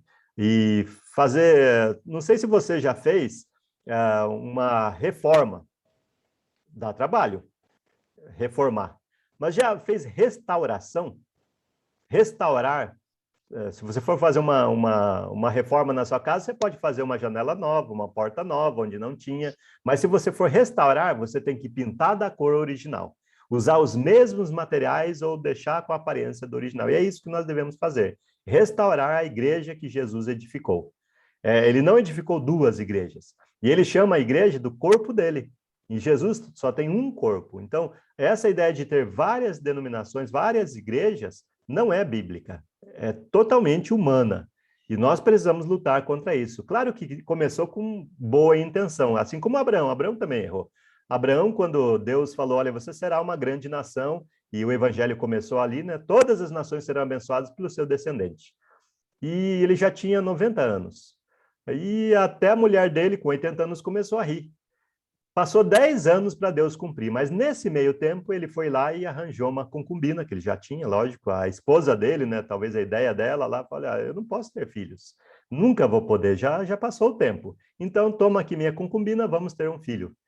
E aquele filho nasceu, Ismael, nesse caso, se tornaram os árabes hoje e são um grande problema em relação, quer dizer, relacionamento com os judeus, que se dizem hoje também não são mais o povo de Deus. E nós vemos que quando queremos ajudar a Deus, quando queremos fazer alguma coisa que Deus não pediu, mas com boa intenção, não justifica. No passado, para defender a igreja de Jesus foi edificada. Estava lá em Jerusalém e ela começou a se espalhar pelo mundo. Mas ela também começou a ser atacada desde o começo, por judaizantes e depois pelos gregos também, isso na doutrina, sem pensar nos romanos que vinham com violência. Não é essa a questão. Para defender a igreja, cada igreja, então, segundo o Novo Testamento, devia ter sua própria liderança, chamado de presbitério. Os presbíteros, né, ali tem os evangelistas, os diáconos, os servos, essa é a estrutura da igreja. Só que nem toda a congregação consegue ter um presbítero. Então, o que eles fizeram, com boa intenção? Colocaram um bispo sobre várias congregações. Isso foi tomando forma e 300 anos depois, 200 anos depois do Novo Testamento ter sido formado, nós temos o papado, não é? Que é um bispo sobre todas as igrejas. Se transformou um desvio, como nós conhecemos muito bem. E aceito pelo Estado, inclusive. Aquele mesmo Estado romano que os perseguia, agora os protegia. Então, tomou um pouco o lugar até do imperador. Isso é um pouco da história da igreja. E agora nós estamos vendo em Gálatas a mesma coisa. Eles querendo tentar fazer alguma coisa que Deus não pediu, tentando fazer a volta à lei. Eles não entenderam. É difícil, realmente. Não é fácil, necessariamente, de entender, de mudar. Mudança é difícil. Todos nós sabemos de escola, de casa e de fé, né, inclusive. É muito complicado. Então, é aceitável realmente, quer dizer, não aceitável, mas dá para entender por que eles fizeram essas coisas que fizeram. Então, os Gálatas, eles estavam sendo obrigados, né, e estavam fazendo mesmo, voltando ao Velho Testamento. Estavam escolhendo maldição. Porque o Velho Testamento, quem está debaixo dele, maldito, apesar de o Velho Testamento ter ajudado. Porém, passou o tempo dele ter essa função de ajudar. Dali em diante, começou uma nova função do Velho Testamento, como nós vemos e lemos juntos, né? 1 Coríntios capítulo 10, versículo 6 e versículo 11, você pode ler e ver qual é a função do Novo Testamento para nós hoje. Bem. João? Sim, pois não, Marcos. Ok. Você falou sobre a hierarquia, como surgiu, isso é muito importante, isso que você falou sobre hierarquia na igreja, como surgiu essa questão da função do bispo, foge um pouquinho, né? É um jeitinho, já que nós não damos conta de fazer o que a Bíblia ensina, vamos chegar nessa linha aqui que é razoável isso, não é razoável. Então, muitas coisas vão complicar exatamente por essas ideias, né? Por isso que nós... que estamos buscando esse evangelho simples, devemos zelar por isso, as congregações, de buscar essa organização bíblica conforme a palavra de Deus nos encoraja e nos ensina. E aí, dia 29 agora, nosso irmão Álvaro Pestana, ele defendeu a tese dele no doutorado, foi aprovado. Agora o nosso irmão Álvaro Pestana é doutor em religião. Ele fez exatamente essa tese, que é a hierarquia na religião, foi a tese dele no doutorado dele. Então, é interessante. Depois ele vai estar publicando essa tese, muito interessante, muito importante para nós. E também quando você falou sobre a dificuldade, que é impossível cumprir toda a lei, olhando para a Bíblia, no Velho Testamento é impossível cumprir toda a lei. Se você cumprir todas as que você está achando, mas de repente desviar, escorregar em uma, você cair com tudo. Eu lembrei daquele joguinho da vareta, né? Das varetas. Você ia muito tempo, se esforçava, ia. É uma linha tão fina, tão frágil, tentar pelas obras simplesmente por cumprir a lei, que chega num determinado momento, cai, e quando cai uma coisa, cai tudo. Né? É como aquela pessoa que tem uma dificuldade numa bebida ou aquela compulsão, ela fica limpa, aí ela fala, vou tomar só um copinho. Mas aquele copinho vai gerar uma confusão, né? Um desastre. Então, é muito sério isso. e essa importância da organização bíblica, e nós, como discípulos cristãos, como cristãos discípulos, zelarmos por buscarmos pastores que tenham não só a questão de ter pastor, mas dentro dos critérios que a Bíblia ensina, a figura do pastor, a figura do diácono. Verdade, muito, muito bom. Fiquei interessado também, e acho que eu vou escrever mais tarde para o Álvaro, parabenizá-lo, né? Não sabia eu tinha até esquecido que você até mencionou isso até na semana passada, né, do doutorado dele. Eu esqueci de notar quando que ia ser, fiquei interessado, realmente. Vamos parabenizar o nosso irmão, né? Porque o sucesso dele também é o nosso sucesso, né? Realmente muito bom saber. Eu estou até preparando, assim, mas todos podem, é claro, acho que é melhor abrir em Colossenses, capítulo 2, porque a gente vai ler até a questão que nós estamos inseridos nesse caso, exatamente como os Gálatas aqui. Os Gálatas, como a gente está vendo aqui, voltando a essa parte da apresentação, sobre escolhas. Os Gálatas estavam fazendo escolhas. Nós também estamos sendo pressionados. Muitas pessoas pensam, até dentro de nós, dentro da nossa comunidade, né, de discípulos de Jesus, pensam que nós deveríamos fazer como algumas denominações fazem em várias questões. Já na prática, é uma escolha, bênção ou maldição. Essa é na prática. Quem prega, por exemplo, e às vezes acontece realmente de até alguém entre nós, assim, com destaque, dizer, não, a gente tem que aceitar o dízimo, por exemplo, né? Na verdade, está esquecendo do poder que o Novo Testamento traz, de uma coisa muito superior, assim, sem comparação. O dízimo é muito inferior ao que nós temos no Novo Testamento, se nós obedecermos. Porque parece uma boa medida, 10%, realmente. Mas nós temos no Novo Testamento algo muito superior. É a mesma coisa que Jesus fez lá na cruz. É o que nós devemos fazer nas nossas ofertas. E o que ele fez com toda a vida dele, na verdade, ele administrou. Ele esteve na administração, nós estamos agora na administração. Então, nós também estamos aqui no meio de uma escolha. Estamos escolhendo bênção ou maldição. Os Gálatas estavam sendo assim, coagidos a voltarem ao Velho Testamento. E Paulo fala para eles, é evidente, é claro, tá, sim, sem dúvida nenhuma, que pela lei, pelo Velho Testamento, qualquer parte dele, nem que seja uma só, ninguém é justificado diante de Deus, porque o justo viverá pela fé. Voltamos na época de Abraão, que viveu e foi justificado pela fé.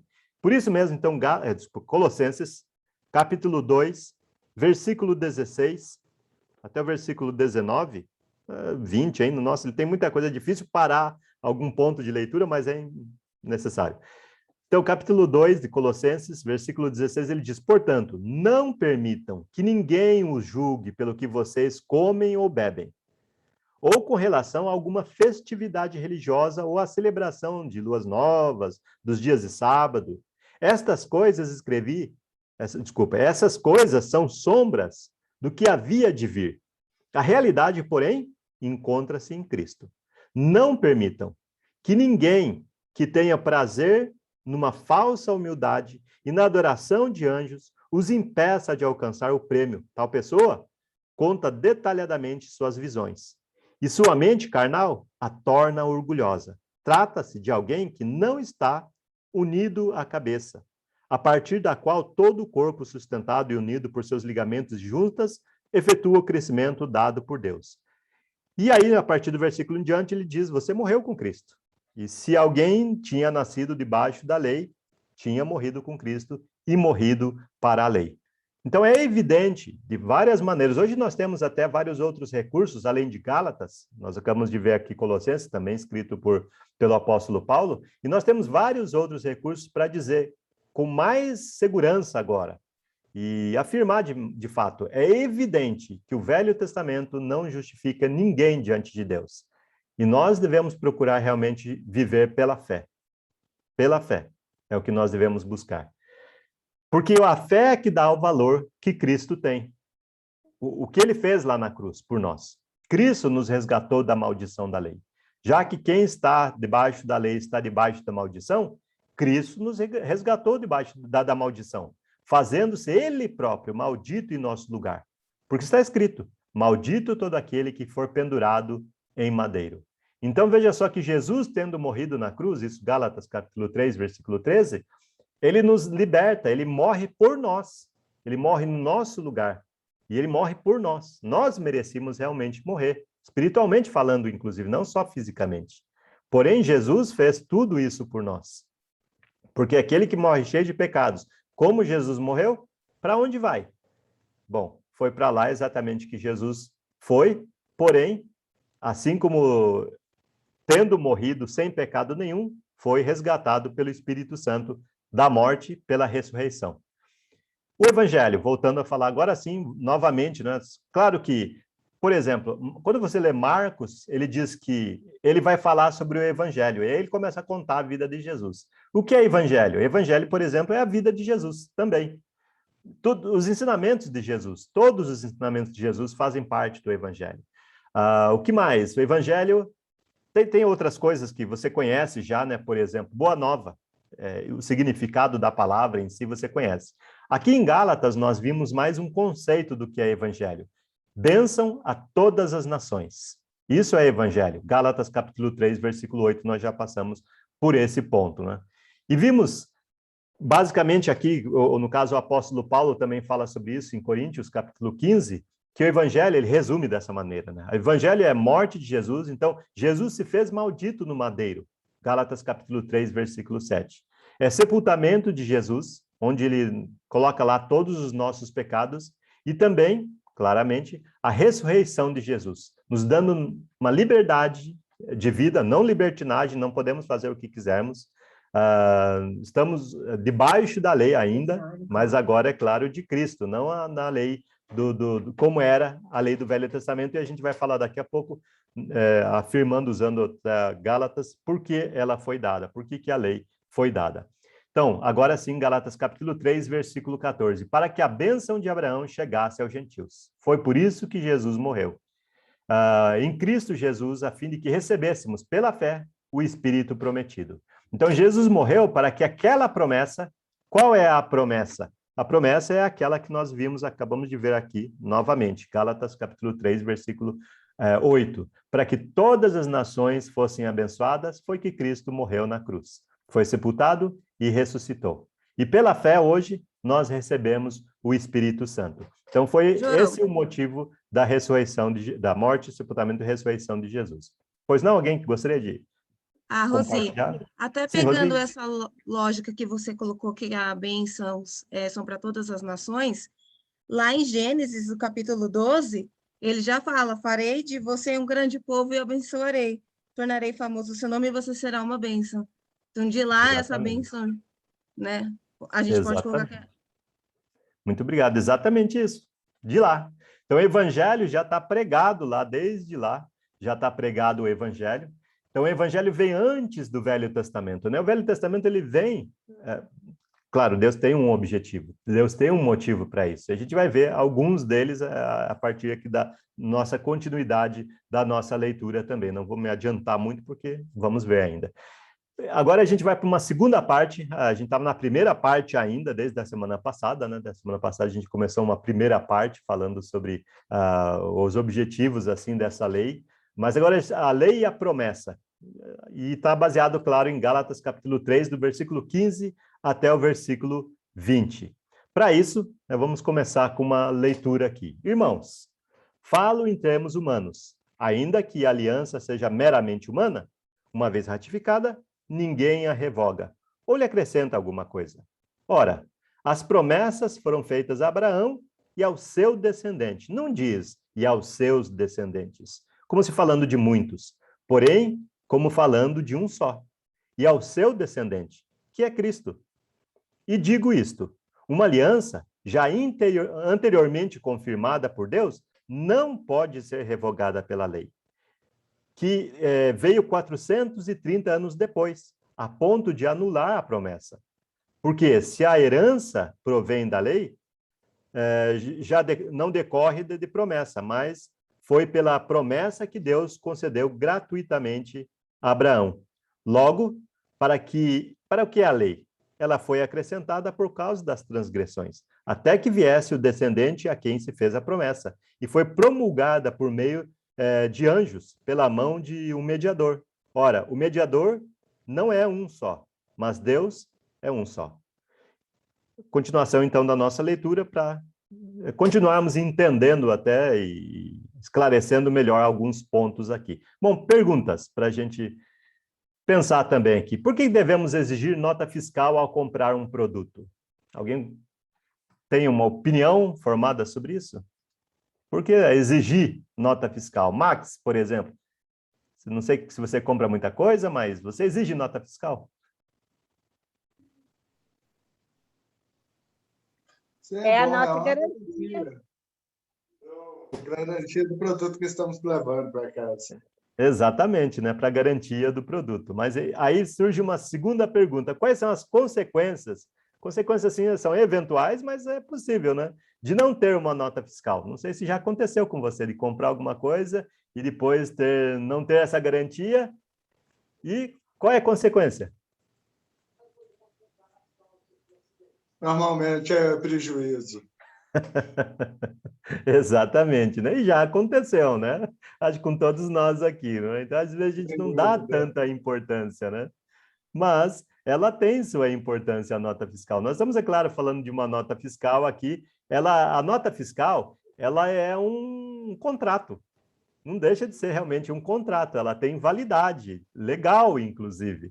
Diz o direito do consumidor, geralmente 1 ano ali do que você compra. A não ser que venha descrito diferente, tenha outras regras, etc. Mas tem essa descrição, né? Porém, às vezes a gente deixa de lado. Alguém aqui, por acaso, assinaria um contrato em branco? Não sei se já fizeram isso, assinar um contrato em branco? João, a nota fiscal, né? A nota fiscal tem um outro valor que nós desprezamos muito, a nota fiscal. Sim. Porque quando eu peço a nota fiscal, eu obrigo quem está emitindo a nota fiscal a declarar o imposto. Quando ele não emite a nota fiscal, há uma evasão, né, da declaração do imposto de renda, porque é só a nota do balcão. Então, ele pode ficar livre, isento do imposto de renda. Então, é importante também isso. Principalmente no posto de gasolina, quando você quer complicar um pouco, eu estragando um pouco a sua aula, quando você quer complicar um pouco, no posto de gasolina em especial, eu gostaria da nota fiscal, por favor. É uma canseira. E hoje em dia, eles estão precisando que nós peçamos, né? É uma canseira. Se todos, você vai ver que vai mudar. É uma maneira de agora. Então, a gente desconsidera isso de pedir a nota fiscal, que a gente pede, às vezes, só quem está olhando do nosso lado. Mas quando você pede, você está também pedindo que aquela pessoa que está prestando o serviço cumpra o seu dever como diante do Estado. Verdade, pois é. É isso aí, né? Então, a nota fiscal é importante, assim como um documento. A gente está, assim, é um documento que a gente não assinou, nota fiscal, mas você não assinaria também um documento em branco. A sua nota fiscal não deve vir em branco também, não é? Então, tome cuidado com a nota fiscal, veja o que ela diz, né? Bom, você sabe por que você não deve assinar um contrato em branco? Se tem a sua assinatura, pode acontecer qualquer coisa, né? Você dá aval, assim, para isso, né? Ô, João. Sim, pois não. Um detalhe também sobre a nota fiscal é que nós compramos alguma coisa para ter a nota fiscal. Neste caso, de Jesus, não foi nós que compramos para ganhar a nota fiscal. Mas, veja só, lembrando também que é de graça, mas não foi de graça. É pela graça, mas não foi de graça, né? Então, existe um valor, alguém pagou ali, pagou muito caro. E a gente tem... E depois que a gente se converte, a gente sabe que também não é de graça. Né? Que a gente tem um dever de consciência pessoal, logicamente, não posso obrigar isso sobre ninguém, porém, existe ali um dever que nós nos colocamos. Nós entregamos a nossa vida a Ele, por interesse. Eu realmente estou interessado na minha salvação. Espero que vocês também na sua, cada um de nós. Claro que também existe a questão de que nós não seremos salvos sozinhos. Até existe um pensamento lá que é salvação individual.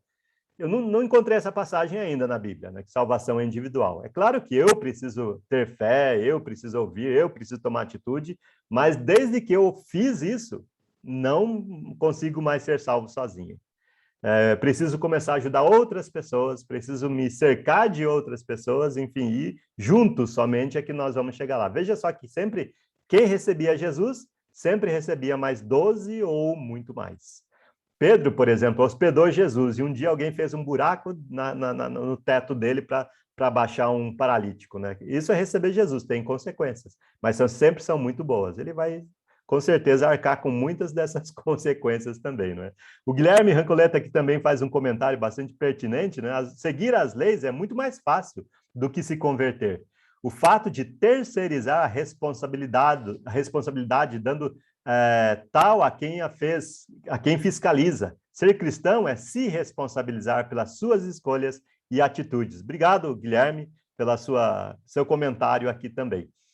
Tem várias pessoas aqui, tem umas 24 agora pessoas participando também pela internet aqui, através do Facebook, do YouTube também. Muitas outras vão assistir, que fica gravado também essa aula, né?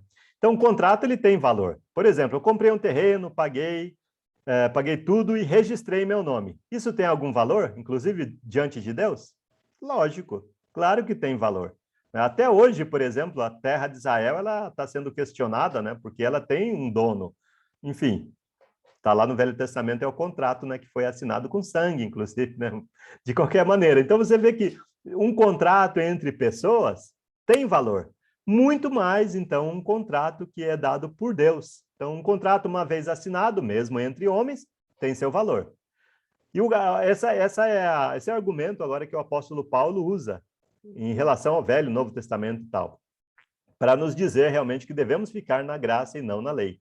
Ele diz, irmãos, falo como homem, ainda que uma aliança seja meramente humana, como nós fizemos aqui a nota fiscal, um contrato, alguma coisa que você tenha comprado, principalmente de grande valor, você não vai deixar em branco. Você vai assegurar, você vai registrar e etc. E uma vez ratificado, uma vez aprovado, ninguém a revoga ou lhe acrescenta alguma coisa. Se é assim, isso nós estamos falando de 2000 anos atrás, já era assim, antes ainda, já era assim.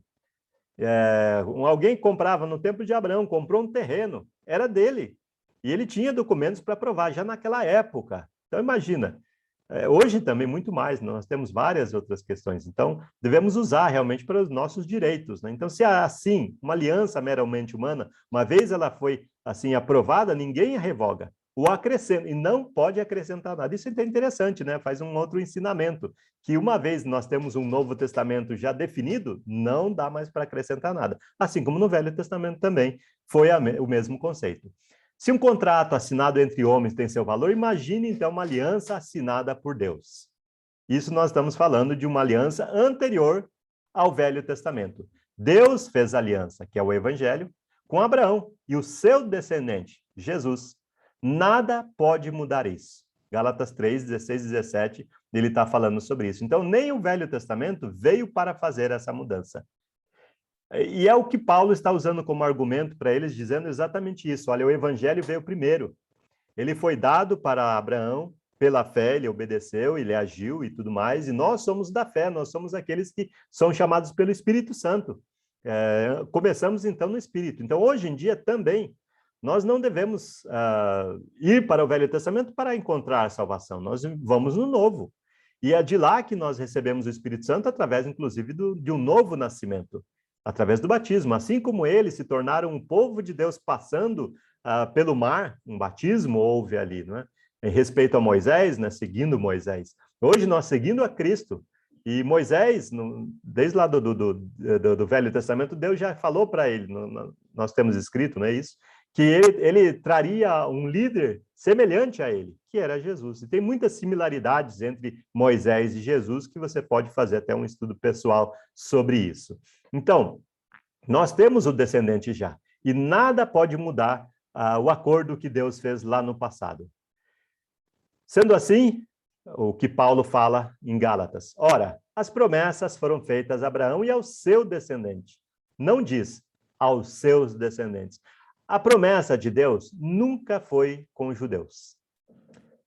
Até esse ponto, a teologia toda pensava, e até nós, muitas vezes, cometemos o engano de dizer que a promessa de Deus com Abraão foi para os judeus. Se nós falarmos de uma outra dia ou outro, falarmos isso, nós estamos errados.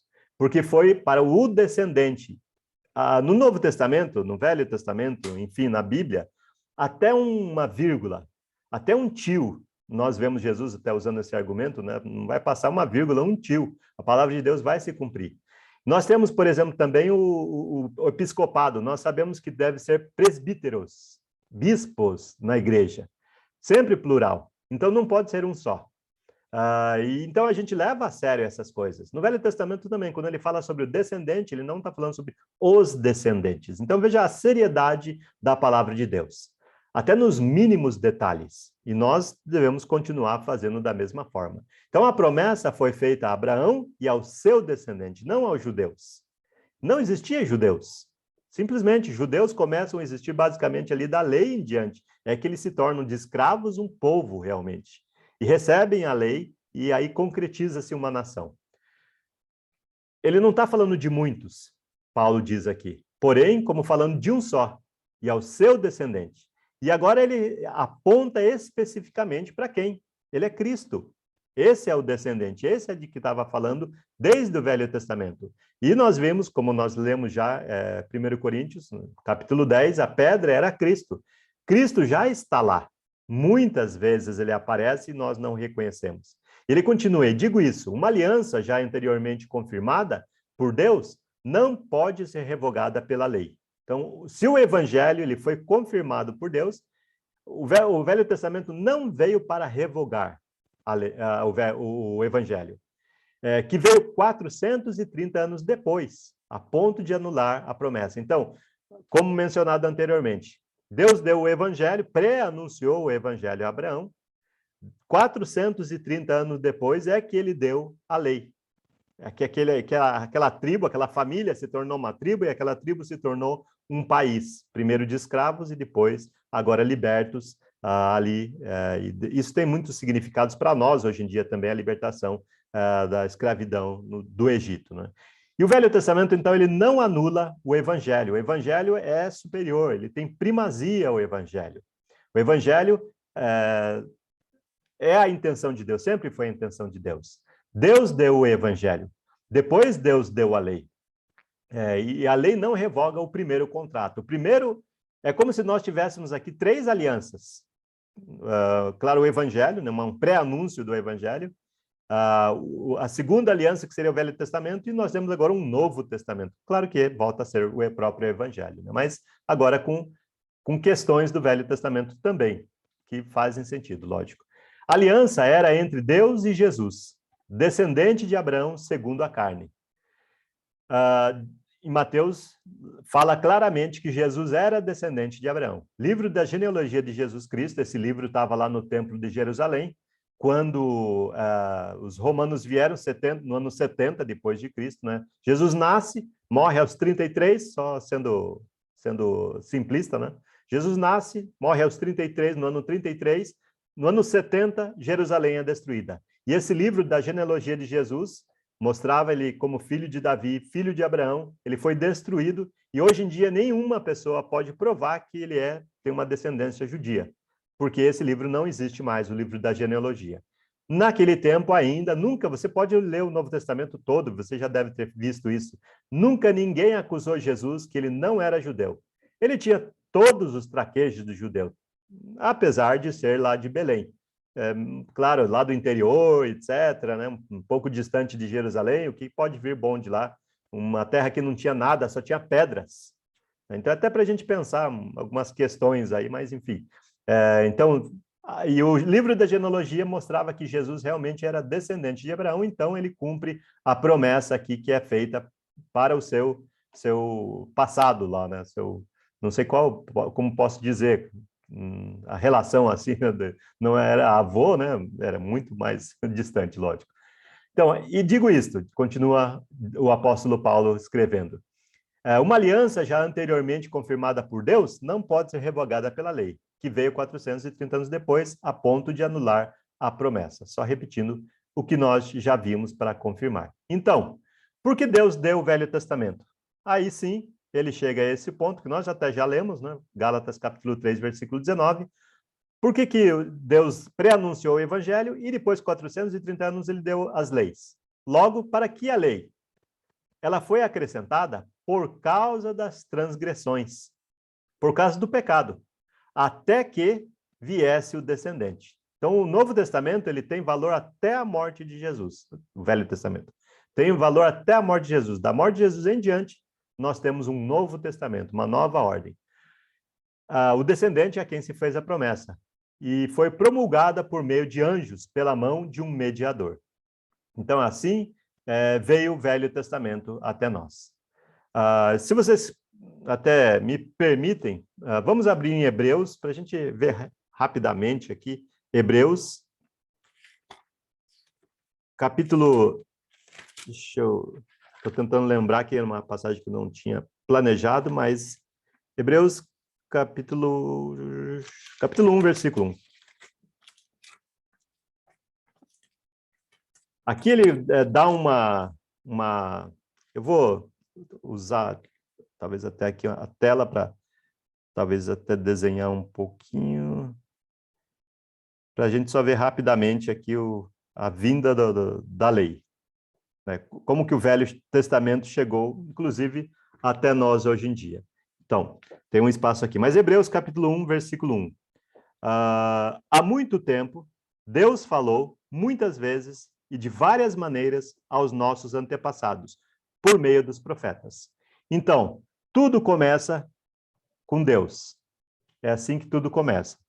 Então, Deus falou muitas vezes e de várias maneiras aos antepassados. Lembrando novamente aqui que o autor de Hebreus, ele é um judeu, não é o nosso caso, e ele está falando então sobre os judeus. Então, não é o nosso antepassados, a não ser pela fé. E aí, continua, versículo 1 ainda, ele diz, por meio dos profetas. E aqui no meio, então, ele colocou os profetas. Então, o Velho Testamento, ele é a palavra de Deus, sem dúvida nenhuma, né? Então, Deus falou através dos profetas aos antepassados, aos patriarcas, ao povo judeu. Foi assim que o Velho Testamento chegou até nós. O autor de Hebreus, já começa também a falar do Novo Testamento, no versículo 2. Mas nestes últimos dias, para eles era bem recente, né? Para nós faz 2000 anos, né? Nesses últimos dias, Deus falou-nos pelo Filho. Então, tem um Novo Testamento que aí sim é dado pelo Filho, no caso, Jesus. A gente sabe claramente, né? A quem constitui herdeiro de todas as coisas e pelo qual fez o universo, que combina bastante com o que a gente tem em João, capítulo 1. Então, assim que veio o Velho Testamento até nós. Atitude de Deus. Deus sempre toma o primeiro passo. Sempre foi assim, desde sempre. Sempre, né? Deus tomou atitude e fez as coisas acontecerem. E, inclusive, hoje ele continua fazendo a mesma coisa. Ele toma atitude e faz as coisas acontecerem. Mas foi assim, Deus tomou a atitude, falou as palavras para os profetas e os profetas escreveram. Sobre os profetas, Pedro fala que eles são homens santos, movidos pelo Espírito Santo. Só resumindo aqui para a gente poder seguir sabendo como nós temos o Velho Testamento hoje. Então, o propósito da lei de Moisés. Para que o Velho Testamento foi dado para os judeus e, consequentemente, nós temos ele nas nossas mãos? Claro que ele tem um outro objetivo, assim como como eu mencionei semana passada, né, a moeda, cruzeiro. Nós temos o dinheiro, ainda você talvez tenha em casa uma nota guardada de cruzeiro.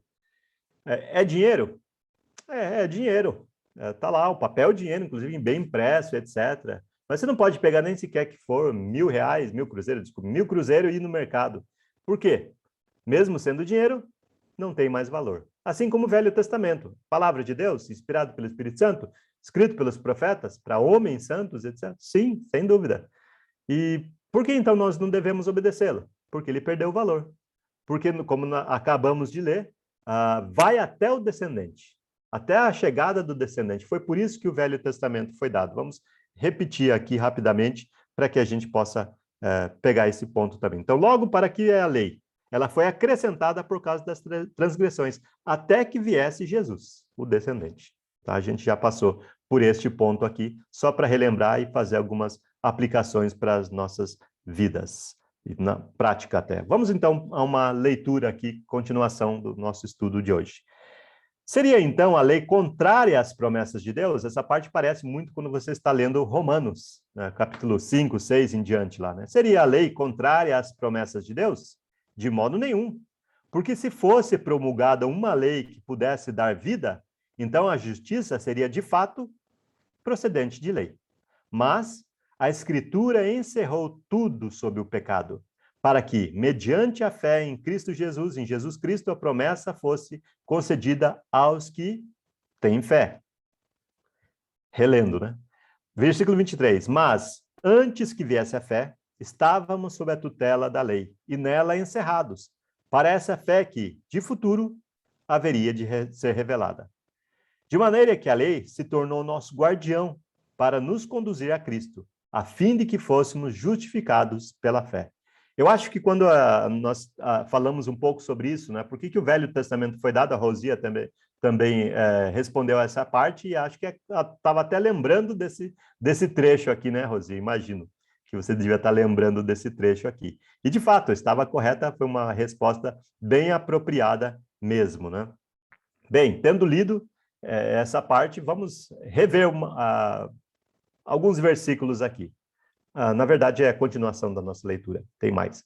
Mas agora que veio a fé, já não permanecemos subordinados ao guardião, pois todos vocês são filhos de Deus mediante a fé em Cristo Jesus. Porque todos vocês que foram batizados em Cristo Jesus se revestiram. Assim sendo, não pode haver judeu, nem grego, nem escravo, nem liberto, nem homem, nem mulher, porque todos vocês são um em Cristo Jesus. E se vocês são de Cristo Jesus, são também descendentes de Abraão e herdeiros segundo a promessa. Gálatas 3, do 21 até o 29. Pelo menos na leitura, a gente acabou o capítulo 3. É claro que não deu para falar sobre tudo ainda, sobre cada ponto, é o que nós pretendemos fazer. Não sei quanto tempo a gente ainda vai conseguir fazer o tempo que a gente tem. Pelo meu relógio aqui, nós temos 9 horas e 25 minutos agora. Isso mesmo? Puxa, nós temos 5 minutos para acabar o capítulo, quer dizer, vamos deixar para a semana que vem uma boa parte. Mas vamos iniciar aqui. O que faltou na lei? Por que o Velho Testamento não foi o suficiente e por que nós não continuamos obedecendo ele? Bom, Paulo explica. Ele fala claramente isso também aqui no versículo 21 de Gálatas capítulo 3. Ele diz o seguinte: seria então a lei contrária às promessas de Deus? De modo nenhum. Porque se fosse promulgada uma lei que pudesse, preste atenção na leitura, se fosse promulgada uma lei que pudesse dar vida, então quer dizer o quê? Claramente, o Velho Testamento não dava vida. Então a justiça seria de fato procedente de lei. Em outras palavras, a lei era baseada em sacrifícios, isto é, em morte. Ela não era baseada em vida, em dar vida. O Novo Testamento também. O Novo Testamento também tem morte. Mas a lei não era baseada na ressurreição. A lei era baseada só na morte. Não falava nada de uma nova vida. Falava somente da morte. O ano que vem, tinha mais. E cada vez que você precisava, em momentos específicos, novamente o sacrifício se fazia presente. O objetivo da lei, então, nas palavras de Paulo, novamente continuando, né, o raciocínio dele, ele diz: mas a Escritura encerrou tudo sobre o pecado, para que, mediante a fé em Jesus Cristo, a promessa fosse concedida aos que creem. Então, a lei prendeu tudo debaixo do pecado. O objetivo, assim, tem outros argumentos que eu poderia pegar aqui, como também Romanos, mas é questão de tempo também, mas ele, basicamente, o Velho Testamento, uma das funções do Velho Testamento era apontar: você é pecador. E você precisa de sacrifício. Você merece morrer. Mas é claro que você não quer morrer porque Deus é bom. Então, você precisa fazer um sacrifício. E sempre a morte estava, assim, sendo lembrada constantemente. E eram os sacerdotes, basicamente, eram promotores da morte. A morte era sempre lembrada, mas nunca resolvia a questão do pecado. Porque era tudo, como diz o próprio texto aqui, estava tudo preso debaixo do pecado. Encerrou tudo sob o pecado. Quer dizer, prendeu tudo ao pecado. Você estava preso às coisas do pecado. Não tinha como se libertar daquela situação. O Velho Testamento era sacrifício ano após ano. O Novo Testamento foi um sacrifício só, uma vez por todas. Lembrando até, não sei quem é o autor, mas aqui nós temos Hebreus capítulo 10, versículo 1, que diz muito claramente dessa maneira. Ora, visto que a lei é apenas uma sombra dos bens vindouros, não a imagem real das coisas. Nunca, preste atenção nesse ponto, nunca consegue aperfeiçoar aqueles que se aproximam de Deus com os mesmos sacrifícios que ano após ano, continuamente, eles oferecem. Então, o Velho Testamento era só sacrifício, era morte, morte, sempre lembrando da morte. E nunca resolvia, porque era a mesmice, era uma mesmice que se tornou. E Deus, claro, fez dessa maneira, até com um objetivo, para que viesse Cristo, trazendo um sacrifício, uma vez por todas. E a figura do Velho Testamento, desde de Êxodo mesmo, que quando a lei começa, e inclusive a 10ª praga, pega um cordeiro novo, de 1 ano, o sangue dele será um sinal para a sua vida, para a sua família, enfim, e você será protegido. E assim aconteceu. E nós temos no Novo Testamento também o Cordeiro de Deus, que foi sacrificado uma vez por todas em nosso lugar. Então, propósito ainda da lei de Moisés, segundo as palavras do apóstolo Paulo, antes que viesse a fé. Veja só, então, que até esse ponto, quer dizer, pouco tempo, alguns anos ali antes dessas palavras que Paulo escreveu em Gálatas, a fé não tinha chegado ainda. Chegou, claro, ela tem um nome, e a gente sabe bem quem é. E qual era a situação? Estávamos sob a tutela da lei, e nela encerrados. Ele usa essa palavra de novo, né, que você viu anteriormente, agora há pouco, tudo estava encerrado sob o pecado. E agora ele diz que eles estavam presos, para que essa fé que no futuro haveria de ser revelada. Então, o propósito da lei, já estamos vendo aqui, mas eu vou usar um outro recurso, não sei se vou ter tempo para usar todos esses recursos. Mas, enfim, semana que vem a gente pode continuar e vamos retomar para a gente entender onde paramos e onde devemos continuar. Então, quem deve ser condenado se vier com um evangelho diferente do Novo Testamento? Isso a gente já viu em Gálatas capítulo 1, do versículo 6 ao 9, é necessário a gente lembrar, para que nós não cometamos os mesmos erros. Então, Paulo escreve lá, mas ainda que nós, o mesmo anjo vindo do céu, vos prega o evangelho que vá além daquele que recebestes, que temos pregado, né? Seja anátema. Então, o apóstolo Paulo, mas ainda que fosse um apóstolo, mesmo que fosse um apóstolo, mesmo que fosse um anjo, né? Que viesse dar um testamento novo, uma lei nova, um mandamento novo, não deveria ser aceito. Hoje em dia, vale a mesma coisa. Nós acabamos de ler, inclusive, Colossenses capítulo 2, versículo 16 em diante, que nós não devemos deixar ninguém nos obrigar a voltar a nada da lei. Nem festa, olha aqui, a gente gosta de festa, né? Mas nem isso era por causa da lei, logicamente, né? É para voltar. Nem essas coisas. Mas essa é a questão que os Gálatas estavam enfrentando. Por outro lado, e fazendo uma aplicação real, essa é a nossa questão hoje em dia em relação a muitas denominações que estão voltando às questões do Velho Testamento. E por isso mesmo é necessário a gente repetir várias e várias vezes que nem anjos, visões, aparições, revelações, homem, etc. Quem prega um evangelho que vá além do que já está no Novo Testamento, uma lei que já foi promulgada, não deve ser acrescentada nada, assim como o evangelho, assim como o Velho Testamento, assim como o Novo Testamento. Então deve ser condenado, considerado anátema, condenado. Precisamos ter cuidado com até crenças de anjos, visões. Vimos isso em Colossenses também, que essas pessoas vão falar com clareza as suas visões, mas não passa de falsa espiritualidade. Aparições, etc., não creem em algo subjetivo, como, por exemplo, um sonho, mas no objetivo que é a palavra escrita. Então, quando uma pessoa fala para você, eu tive um sonho, você tem certeza que ela sonhou? Você consegue ter alguma certeza?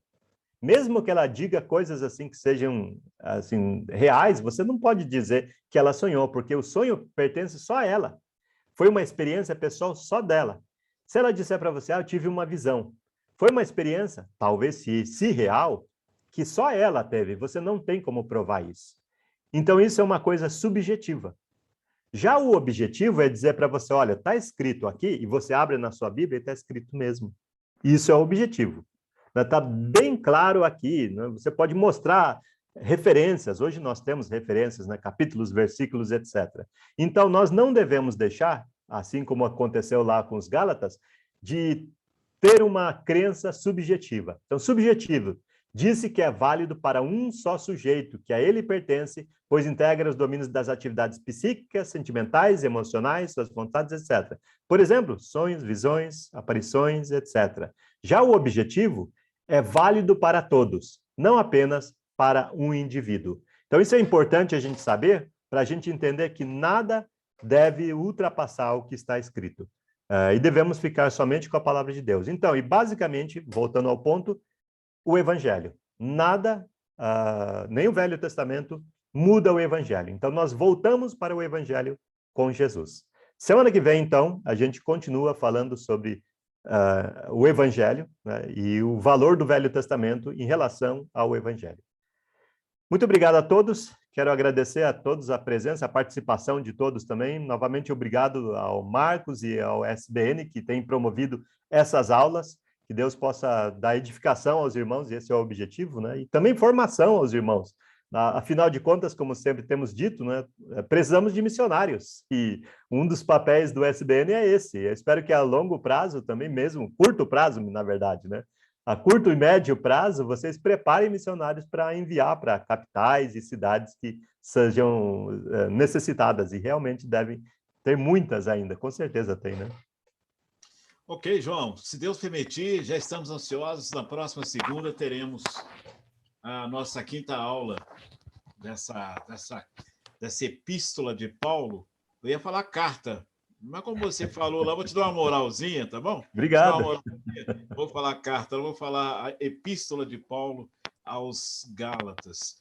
Obrigado você, meu irmão, você, minha irmã, amigo, amiga, você na rede social, no Facebook, você aí no YouTube, você no Zoom, o Instituto Teológico Atibaia, de onde o João está ministrando a aula, e o Seminário Bíblico Nacional SBN, agradecem a sua presença, a sua participação. Por falar em missionário, não se esqueça, no domingo 14 de novembro, segundo domingo de novembro, nós temos o compromisso de levantar aquela oferta nacional em favor do Colheita Brasil.